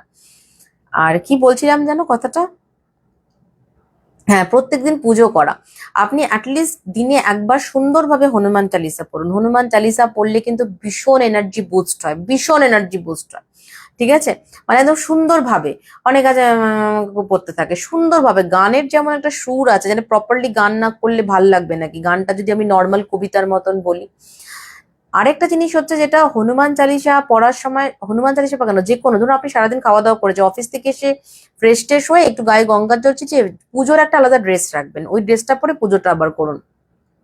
পুজো করার মানে জানো তো কি, ভগবানের কাছে একটা পরম শক্তিমান, তার কাছে নতি স্বীকার করা, তার কাছে গিয়ে একটা সিকিউর পজিশনে যাওয়া, যে ভগবান তুমি তো আছো, যদি সারা দিনের পরে যদি আমরা এই সিকিউরিটিটা পাই যে তুমি আছো, তো আমার কোনো চিন্তা নেই, এটা একটা বিশাল বিষয়। তার কাছে সমস্ত প্রবলেমের কথা বলুন, অ্যাজ ইফ এমন ভাবে বলুন যে প্রবলেমটা ভগবান শুনছেন এবং সলভ করে দেবেন, তাহলে দেখবেন আপনার বারবার ভগবানকে এক কথা, ভগবান শুনছে না, আমি ভগবানের কাছে এই মানত করেছি ওই মানত করেছি, ভগবানকে মানত করার তো আমরা কেউ নই। হ্যাঁ, প্রত্যেক দিন। আচ্ছা, নেক্সট হচ্ছে স্নানের জলে যদি মাঝে মাঝে স্যান্ডেলউড অয়েল মেশাতে পারেন, যদি স্যান্ডেলউড অয়েল পসিবল না হয়, স্নানের জলে নাও মেশাতে পারেন, স্নান করে উঠে এসে স্যান্ডেলউড অয়েল, বা যেমন এই একটা আমি আমার সামনেই রয়েছে, আমি জাস্ট বলি, যেমন এই যে যে এই অয়েলটা, এটা একটা অয়েল, এটা নানা রকম মানে জিনিস দিয়ে বানানো, তো এটা একটুখানি নিয়ে, জাস্ট ধরুন এরকম ভাবে নিলেন, অল্প একটুখানি নিয়ে স্নানের পরে কি করবেন, কানের দুটো পেছনে এই পজিশন দুটোতে লাগাবেন, অ্যাপ্লাই করুন, আর নাভির সাইডটাতে ভালোভাবে অ্যাপ্লাই করুন, ঠিক আছে? এতে মণিপুর চক্র ব্যালেন্সড হয়। আর প্রত্যেক দিন চেষ্টা করবেন, এটা কিন্তু স্মেল দারুণ, স্মেল কিন্তু মানুষকে দারুণ জায়গাতে নিয়ে যায়, এই সময় স্মেলের সাথে নার্ভাস সিস্টেমের ভীষণ সম্পর্ক আছে। আর প্রত্যেকদিন চেষ্টা করবেন, ধরুন আপনার বাড়িতে সিঁড়ি, প্রত্যেকের বাড়িতেই তো সিঁড়ি আছে, সিঁড়ি দিয়ে উঠবেন, একবার উঠবেন একবার নামবেন, একবার উঠবেন একবার নামবেন, 3বার করুন। এতে মণিপুর চক্র ব্যালেন্সটা না, রোজ পুজোর ড্রেস তো কাচার দরকার নেই, ওটা তো পুজোরই ড্রেস, নোংরা হলে আবার কাচবেন। আচ্ছা, একটা কথা কৃষ্ণ গীতাতে বলেছেন যে তুমি আমাকে যেভাবে ডাকবে আমি কিন্তু সেভাবেই আসবো, অর্থাৎ howsoever you perceive me I will appear to you like that, অর্থাৎ আমি তোমার কাছে তোমারই মতন। কৃষ্ণ কেমন, তোমার মন যেমন তেমন। তো শ্রীকৃষ্ণকে মানে ভগবান পরমাত্মার কাছে অর্জুনের মতন সমর্পণ দরকার, অর্থাৎ যুদ্ধ তো আমার চারিদিকে হচ্ছে, চারিদিকে আমাকে সবাই আক্রমণ করছে, আমার কাছে কৌরব সেনা নেই, কিন্তু আমার কাছে শ্রীকৃষ্ণ আছেন, অর্থাৎ আমার পরম সখা আছেন, বন্ধু আছেন। তাই যদি আপনি পুরোটা কমিটেড হন ঈশ্বরের প্রতি এবং সমর্পিত হন, ঈশ্বর আপনাকে সাহায্য করবেই। ডিপ্রেশন প্রত্যেকটা স্টেপে স্টেপে আসতে পারে, এক একটা স্টেপে স্টেপে এক একটা রকম ভাবে ডিপ্রেশন আসতে পারে। ছোটবেলার ডিপ্রেশন একরকম, বড়বেলার মাঝারি বয়সের ডিপ্রেশন একরকম, আমরা যেই বয়সটায় দাঁড়িয়ে আছি এই বয়সে একরকম ডিপ্রেশন, আবার বয়স হয়ে গেলে একরকমের ডিপ্রেশন। ডিপ্রেশন মন থাকলেই মন খারাপ হবে, আশা থাকলেই হতাশা আসে। তো হতাশাকে কি আমি কি করে জয় করব, দ্যাট ইজ লাইফ। হতাশাতে যে কিভাবে ভেঙে পড়বো আর হতাশা আমাকে কি করে আমি কি করে কি আমাকে বার করবে সেটা না। আমার মা আপনার লাইফটা বাড়াও, থ্যাংক ইউ। আমি যদি তোমাদের তোমাদের মতন, দেখুন আমরা এমন একটা জেনারেশন, না আমরা ইয়াং না আমরা বয়স হয়েছে, তো এই জেনারেশনটা আমরা যে জেনারেশনটা দাঁড়িয়ে আছি তারা, আমরা ছোটবেলায় দেখেছি অ্যান্টেনা দিয়ে টিভি চলতো, লোডশেডিং হতো, আমরা মোবাইল ফোন দেখিনি, ল্যান্ড ফোন দেখেছি, আবার আমাদের একটা অদ্ভুত ট্রান্সফরমেশন আমাদের দুনিয়াটা কিন্তু দেখেছে। আমাদের থেকে যারা বড় তারা অনেক অনেক রকম, আমার কাছে অনেক রকম আতর আছে, অনেক রকম এসেনশিয়াল অয়েল আছে, অনেকগুলো জিনিস আমি নিজে বানাই। অনেকটা আমাকে যেটা মানে এটা আমাকে তাপসী দিয়েছিল, এটা চন্দনের পিওর মাইসোর স্যান্ডেল, তাপসী দে, এটাও দারুণ স্মেল। এটা নিয়ে আপনি পেটের সাইডে নাভির চারপাশে ব্লেন্ড করতে পারেন এই জায়গাটা। এটা যেটা দিলাম সেটা হচ্ছে মোগরা আর কাঠমালতি একসাথে, দারুণ। তো যাই হোক, আশা করি আপনাদের কিছুটা আমি বলতে পারলাম। এবার যদি আপনাদের কোনো রকম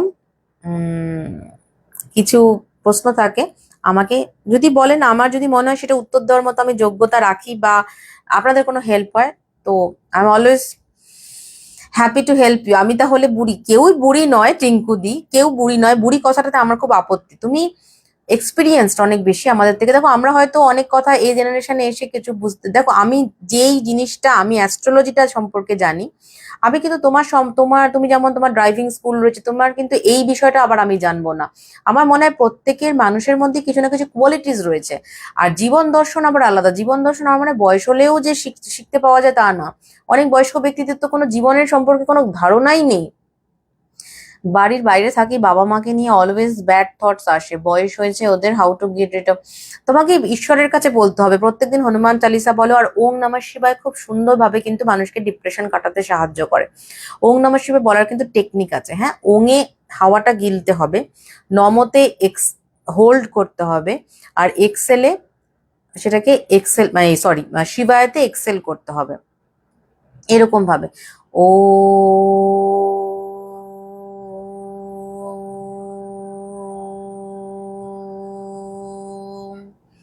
নমঃ শিবায়।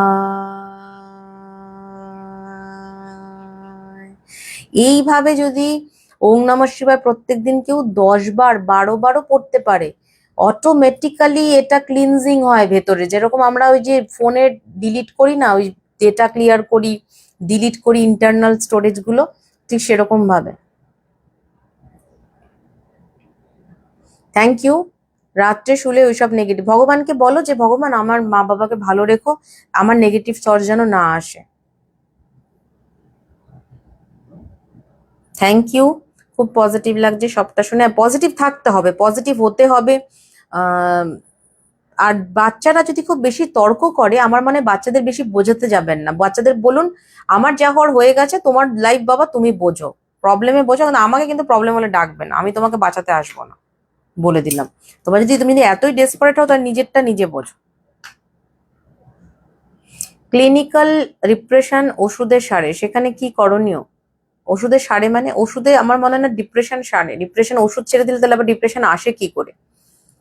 ডিপ্রেশন দমে যায়। ধ্যান করলে কি অবসাদ কাটে ম্যাডাম? অবভিয়াসলি তো ধ্যান করলে অবসাদ কাটে, ধ্যান করলে অনেক কিছুই কাটে, কিন্তু বেসিক্যালি ধ্যান করবেন কি করে? যখন আপনি ধ্যান করতে বসেছেন তখন আপনার আরো ওই চিন্তা ভাবনাগুলো মাথার মধ্যে চলে আসছে। প্রথম কথা, আগামীকাল থেকে না আমরা ধ্যান করব এটা ভাববেন না। আপনি রোজ 15 মিনিট একটা সুন্দর স্মেল, একটা সুন্দর ধূপকাঠি বা সুন্দর একটা কিছু একটা ধূপ জ্বালিয়ে ভগবানের কাছে চুপ করে বসে থাকুন 15 মিনিট, নর্মাল মেডিটেশনের মতন বসে।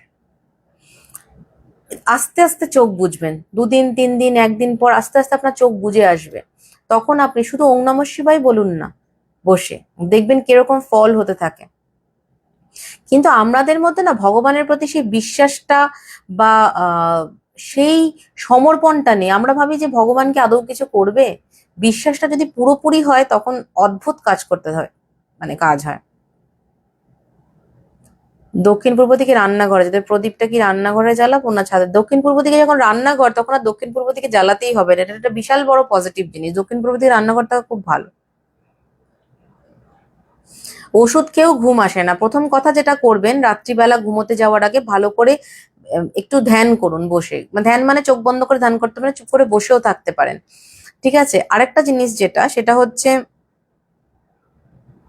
আহ একটা জিনিস খুব ভালো জিনিস শিখি, যেটা আপনার লাইফ চেঞ্জ করতে পারে। আমি আর লাইভ করতে চাই না, ডিপ্রেশন মেডিসিন নিয়ে over thinking not in happy place. আমি আর লাইভ করতে চাই না মানে মানে লিভ করতে চাও না? বুঝতে পারছি না কি বলতে চাইছো। বাঁচতে চাও না? দেখো তুমি মারা যেতে পারো, হ্যাঁ ঠিক আছে, কিন্তু মারা গিয়ে কি করবে আলটিমেটলি? মৃত্যু জিনিসটা আমরা দেখবো, মানুষ, এই মানুষটা মারা গেল। তো যাদের মধ্যে এই ধরনের প্রবণতা আসে, দেখো তুমি অ্যাকচুয়ালি মৃতই। যে বলে আমি বাঁচতে চাই না সে অ্যাকচুয়ালি বেঁচে নেই। তো তোমার শরীরটা বেসিক্যালি মারা যাবে because you are trying to escape from the position, from the problem. তুমি প্রবলেমকে ফেস করো, ঠিক আছে? পালিও না, প্রবলেমকে ফেস করো, তাহলে তুমি অ্যাটলিস্ট বুঝতে পারবে যে তুমি তো ফেস করেছো। আমি যদি একটা জিনিস বলি, আমি আমার লাইফ থেকে বলছি, I am not giving lectures. হুম না, বাল্ব না, আগুন জ্বালতে হবে। সেটা হচ্ছে যে তুমি যদি সাহসী হও তুমি প্রবলেমকে ফেস করবে। আমি একটা জিনিস লাইফ থেকে বুঝতে পেরেছি, আমি যে আমার লাইফে, যারা বলেন লাইফ, আমার লাইফ প্রচন্ড বেশি কিন্তু আপস অ্যান্ড ডাউনের উপর মধ্যে দিয়ে গেছে, যাচ্ছেও অনেক, হয়তো ভবিষ্যতেও যাবে। কিন্তু 3টে জিনিস ওই যে বললাম, যেটা হচ্ছে যে ভালোবাসার লোক যদি সাথে থাকে, আর যদি আপনি সাকসেসফুল হন প্রফেশনালি, আর 3 নম্বর যদি আপনি মানে সুস্থ থাকেন, তাহলে আপনি যে কোনো প্রবলেমকে কিন্তু ওভারকাম করতে পারবেন। বাঁচতে ইচ্ছা করে না কিসের জন্য? নিশ্চয়ই আপনার কিছু জিনিস ডিমান্ড ছিল যেটা পূর্ণ হয়নি। তো আপনি আপনার ডিমান্ডটা চেঞ্জ করে নিন। কারণ মানুষ যখন মারা যায় তখন মানুষের শরীরের মৃত্যু ঘটে, আমরা দেখি ওই মানুষটা মারা গেল, অ্যাকচুয়ালি মারা যায়নি। আপনার প্রবলেমটা আপনারই থেকে যাবে, উল্টে প্রবলেমটা আপনি আর কারোর সাথে শেয়ার করতে পারবেন না। আপনি একদম আটকে গেলেন একটা দরজার ভেতরে, আপনাকে আটকে রেখে প্রবলেমে, ভাবুন আপনি আটকে পড়েছেন, বাথরুমে আপনাকে কেউ আটকে রেখেছে অন্ধকার করে, আর বাইরে দারুণ দারুণ পার্টি হচ্ছে, আপনি সব শুনতে পাচ্ছেন, সবাই গল্প করছে, সবার দুর্গাপুজো ঢাক বাজছে, কিন্তু আপনি বেরোতে পারছেন না। মৃত্যুর পর অবস্থাটা কিন্তু সেরকমই হয়। আর যারা অপঘাতে মারা যায় তারা কিন্তু পিশাচ হয়ে যায়। ঘুমের সময় যেটা করবেন, এটা কিন্তু একটা লাইফ চেঞ্জিং হ্যাক, মানে দারুণ জিনিস। এটা হচ্ছে, এটা আমি খুব করি। সেটা হচ্ছে যে প্রথম কথা, ঘুমের সময় নস্ট্রিলসটাকে চেক করবেন, নাক দিয়ে নিঃশ্বাস ছাড়ুন, দেখুন তো কোন নাকটা বেশি অ্যাক্টিভ। বা নাকটা হচ্ছে ইনটিউশন, আর ডান নাকটা হচ্ছে মানে আমাদের যে কনসাস মাইন্ড, ঠিক আছে? তো যাই হোক, আমাদের যখনই আপনি দেখছেন যে আপনার বা দিক দিয়ে যদি ডান দিক দিয়ে নিঃশ্বাস পড়ে, বা দিক দিয়ে নিঃশ্বাস পড়ে, যাই করুক, বা দিকে ফিরে ঘুমান, যতটা সম্ভব বাঁদিকে ফিরে ঘুমানোর চেষ্টা করুন। এবার যখন ঘুম থেকে উঠবে, ঘুমের মধ্যে আপনি যে কোনো পজিশন চেঞ্জ করতে পারেন, সেটা কোনো ব্যাপার না। এবার যখন ঘুম থেকে উঠবেন, তখন ধরুন আপনি বাঁদিকে ফিরে আছেন, তাহলে আগে ডান দিকে ফিরবেন, তারপরে উঠবেন। আর যদি ডান দিকেই ফিরে থাকেন তাহলে ডান দিকে ফিরে আস্তে করে উঠবেন। আর যদি সোজা হয়ে শোন তাহলে ডান দিকে ফিরে বাঁ দিকে, মানে বাঁ দিকে ঘুমোতে যান আর ডান দিকে উঠুন। এতে দারুণ নার্ভাস সিস্টেম কিন্তু ব্যালেন্স হয়। আরেকটা জিনিস হচ্ছে জোরে কথা না বলা, পরনিন্দা পরচর্চা না করা, নিজেকে নিয়ে ভাবুন যে আজকে বাড়িতে কোন কাজটা করব, আজকে কি করা উচিত, আমার স্কিনটা কি করে সুন্দর করব, কি করে একটু সুন্দর করে সাজবো, কি করে মানুষের সাথে একটু ভালো করে কথা বলবো, কি করে একটু রোগা থাকবো, কি করে পজিটিভ থাকবো, আর কি কি বই করব। ইউটিউবে দেবো তো, এটা লাইভটা দেবো। এইগুলো ভাবুন, নিজেকে নিয়ে ভাবার প্রচুর জিনিস আছে, নিজের প্রচুর ক্ষুদ্রে বাবা, অন্যকে নিয়ে ভেবে কোনো লাভ নেই। অন্যকে নিয়ে যত ভাববেন তত টাইম নষ্ট হয়ে যাবে, তাহলে দেখবেন ভালো ঘুম আসবে। আর একদিনে আপনি হট করে স্পিরিচুয়াল হয়ে যাবেন, এই কালকের থেকে আমি ধ্যান করব, চলো আজকের থেকে ধ্যান। যারা ভাবে কালকের থেকে সব ঠিক হয়ে যাবে তারা কোনোদিন কোনো কিছু ঠিক করতে পারে না। প্রথম প্রথম আপনার লাইফস্টাইলকে চেঞ্জ করতে হবে, হ্যাবিটসকে চেঞ্জ করতে হবে, এক কথা বারে বারে বলা বন্ধ করতে হবে। এটা কিন্তু আরেকটা নেগেটিভ জিনিস, অনেক আছে একই কথা বারবার বলে, সবাইকে ফোন করে। প্রতিদিন শোয়ার আগে ঠাকুরের নাম খাতায় লিখবো, কোনো গুনতি নেই, যতবার খুশি লিখতে পারো সুপর্ণা। আর কারোর কোনো question? I am going to end the live. Greetings, esteemed astrologer. As you eliminate the ancient Greek concept of the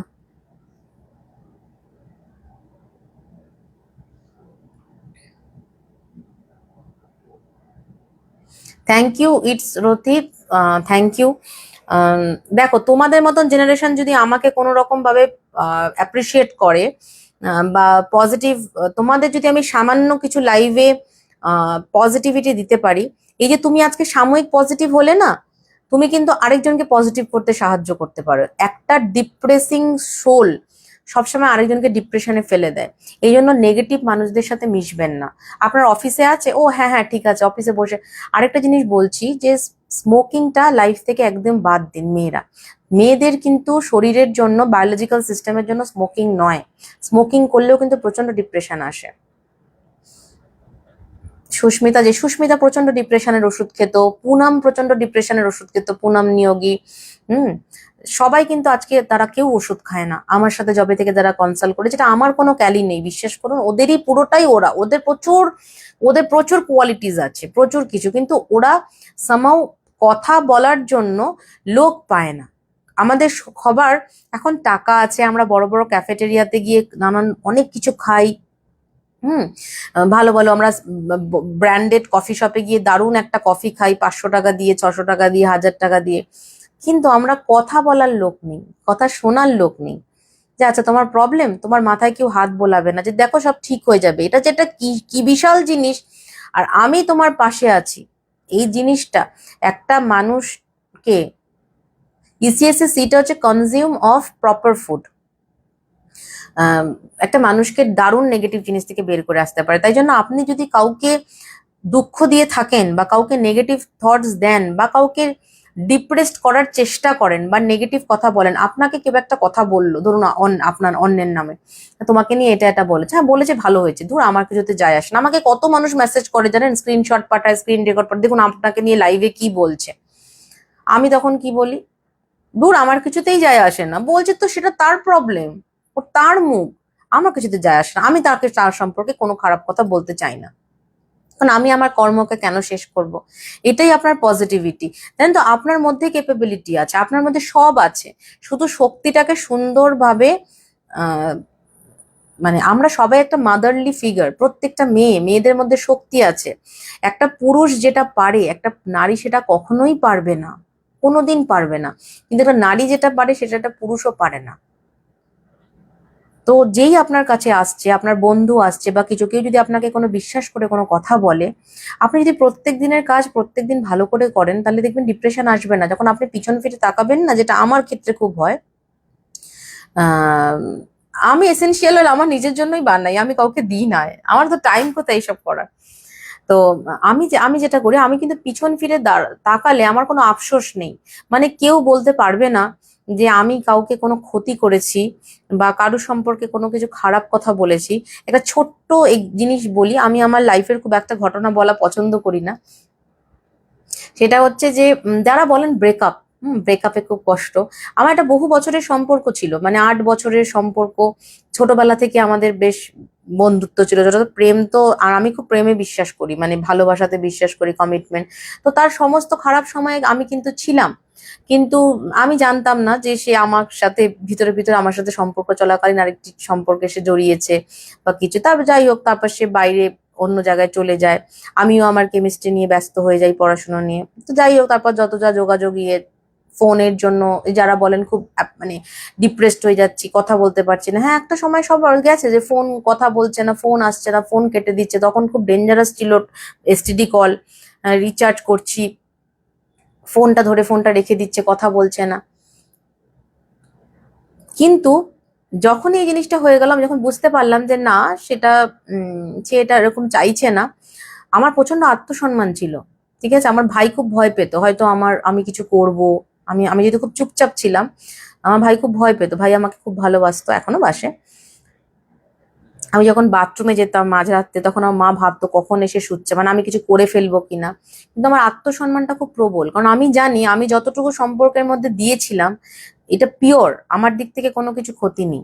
এবং ইনফ্যাক্ট আমি তাকে ফোন রাখার সময় একটা কথা বলেছিলাম, যে এমন একটা দিন আসবে যে সময় তুমি বুঝতে পারবে না যে তুমি কি করবে, তুমি আজকে যেটা করছো এত ভুল করছো। কিন্তু আমি কোনো দিন কোনো বন্ধুদের বলিনি, কোনো কাউকে বলিনি যে সে কি করেছে। হ্যাঁ, নেই, সম্পর্ক নেই। যখন আমি যখন বিয়ে হয়েছে, তখন আমি আমার হাজবেন্ডকে কিন্তু বলেছি সব রেজিস্ট্রির আগে, যে এটা কিন্তু এরকম, দেখো তুমি। হ্যাঁ, এটা খুব ন্যাচারাল ব্যাপার। কিন্তু আমার কোনো বন্ধুরা জানতো না যে কেন হয়েছে, সবাই অবাক হয়ে গেছে, যেহেতু আমি সোশ্যাল মিডিয়াতে ছিলাম না, কোনোদিন ছবি দিইনি, সবাই অবাক যে কেন এটা, এটা কি হলো। মানে সবাই জানতো আমরা একটা আহ মানে ভালো একটা কাপল, বেশ ভালো আমাদের একটা প্রেম ছিল। কিন্তু তার জীবনে যখন ডিজাস্টার নেমে আসলো, তখন সে কিন্তু আমাকে বারবার ফোন করছে, কারণ সে তখন তার বিয়ের টাইম হয়ে গেছে।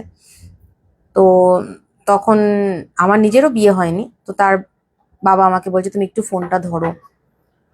আমার বাবা আমাকে বোঝাচ্ছে, আমার সে অমরেশপুরি বাবা। আমি তখন বললাম যে না, যেখান থেকে আমি বেরিয়ে এসেছি, যেখানে আমার আত্মসম্মানে আঘাত লেগেছে, সেটা আমি আর কোনোদিন যাব না, যত যাই হোক। কিন্তু তারপর তার বিয়ে টেকে নিচ্ছে, ডিভোর্স নিয়ে তার ভীষণ ঝামেলা, তার ওয়াইফ তাকে একদম নাস্তানুবোধ করে ছেড়ে দিচ্ছে। তখন আমাকে সে একদিন অনেকভাবে মেসেঞ্জারে পিং করে যে আমাকে তুমি বাঁচাও, এখান থেকে আমি বেরোতে পারছি না। হুম। তো যাই হোক, আমি অনেক কথা উত্তর টেট না দিয়ে এই করে সেই করে, তখন আমি হাজবেন্ডের সাথে আলোচনা করলাম, আমি বললাম অ্যাজ এ প্রফেশনাল তোমার এটা করা উচিত। আমি বললাম, ঠিক আছে, সেটা আমার করা উচিত।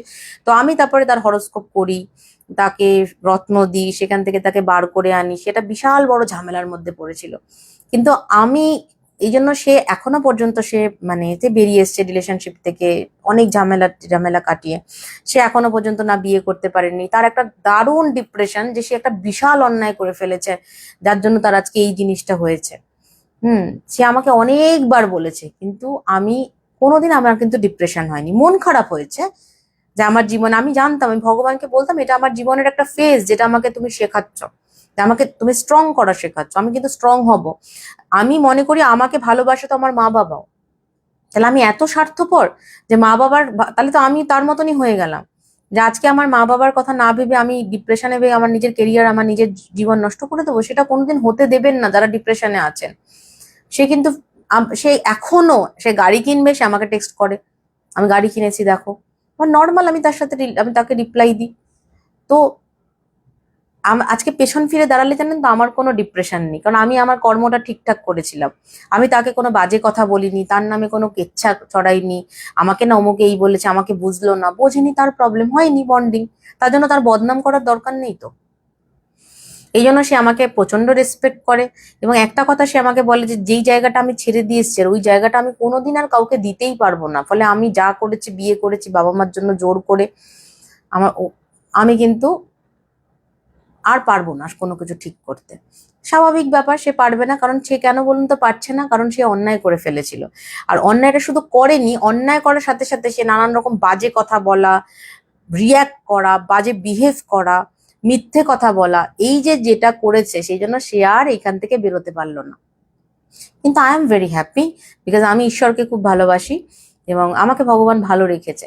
তো ওই জন্যই যেই আপনার সাথে খারাপ কিছু করুক, আপনার সাথে ব্রেকআপ হয়েছে, আপনার খারাপ কিছু হয়েছে, কারো সম্পর্কে খারাপ কথা বলবেন না। শুধু বলুন না ভালো লাগেনি, রিলেশনশিপ নেই, এটা নিয়ে এত আলোচনা করো না। তোমার তো দরকার নেই এত কথা বলার। আর নিজেকে আরো ভালো করুন, রোজ রোজ ভালো করুন, নিজেকে উন্নত করুন, আরো ভালো হতে হবে। হয়তো আমার মধ্যে সেই যোগ্যতাটা নেই, আমি কেন হতে পারছি না, আরো পজিটিভ হই। এবং খুব বেশি সিস্টেমেটিক হন। সিস্টেমেটিক হলে ডিপ্রেশন কাটবেই, সাকসেসফুল হতেই হবে। দেখুন যাই করুন, আপনি ডিপ্রেশনে ভুগছেন, তো আপনার ব্রেকআপ হয়েছে, আপনাকে কোথায় যেতে হবে? অফিসে যেতে হবে। আপনার খুব খারাপ লাগছে, ভাল লাগছে না, এ করছে, তাও আপনাকে অফিসে যেতে হবে। কাজ করুন, কাজ করলে ডিপ্রেশন চলে যাবে। যে কাজ থেকে পালায় তাকে হতাশা জীবনে ছাড়বে না। ঠিক আছে? তারপর তো দেখুন অ্যাস্ট্রোলজি আছে, স্পিরিচুয়ালিটি আছে, সবই আছে, কিন্তু সবার আগে আছে হচ্ছে মানুষের সাথে মানুষের ভালো বিহেভিয়ার, মানুষের কথা। আপনাকে আপনার বাবা যতটা ভালো রাখতে পারে, মা যতটা ভালো রাখতে পারে, হাজবেন্ড বা ওয়াইফ, সন্তান যে ভালো বাঁচতে পারে, সেটা কোনোদিন কেউ বাইরের লোক বাঁচতে পারবে না। আবার ওরা যতটা খারাপ রাখতে পারে, বাইরের লোকও ততটা খারাপ রাখতে পারে না। তাই আমি সবাইকেই বলছি যে ফ্যামিলির সাথে বসে কথা বলুন, হুম, ভালো মতন বাঁচুন, ভালো থাকুন। জীবনে সবকিছু একটা শিক্ষা। জীবনে খারাপটার খুব দরকার আছে, নাহলে আমাদের ভগবান খারাপ পরিস্থিতিতে ফেলেন না। আর ভগবানের প্রতি বিশ্বাস হারাবেন না। ভগবানের প্রতি বিশ্বাস হারানো মানে নিজের প্রতি বিশ্বাস হারিয়ে যাওয়া। ঠিক আছে? সবাই ভালো থাকুন। আবার আপনাদের সাথে কবে দেখা হচ্ছে আমার? নেক্সট মানডে, তাই তো? রাশিফলে। হ্যাঁ দিদি, ভালো আছো? আচ্ছা, আজকে শেষ করছি।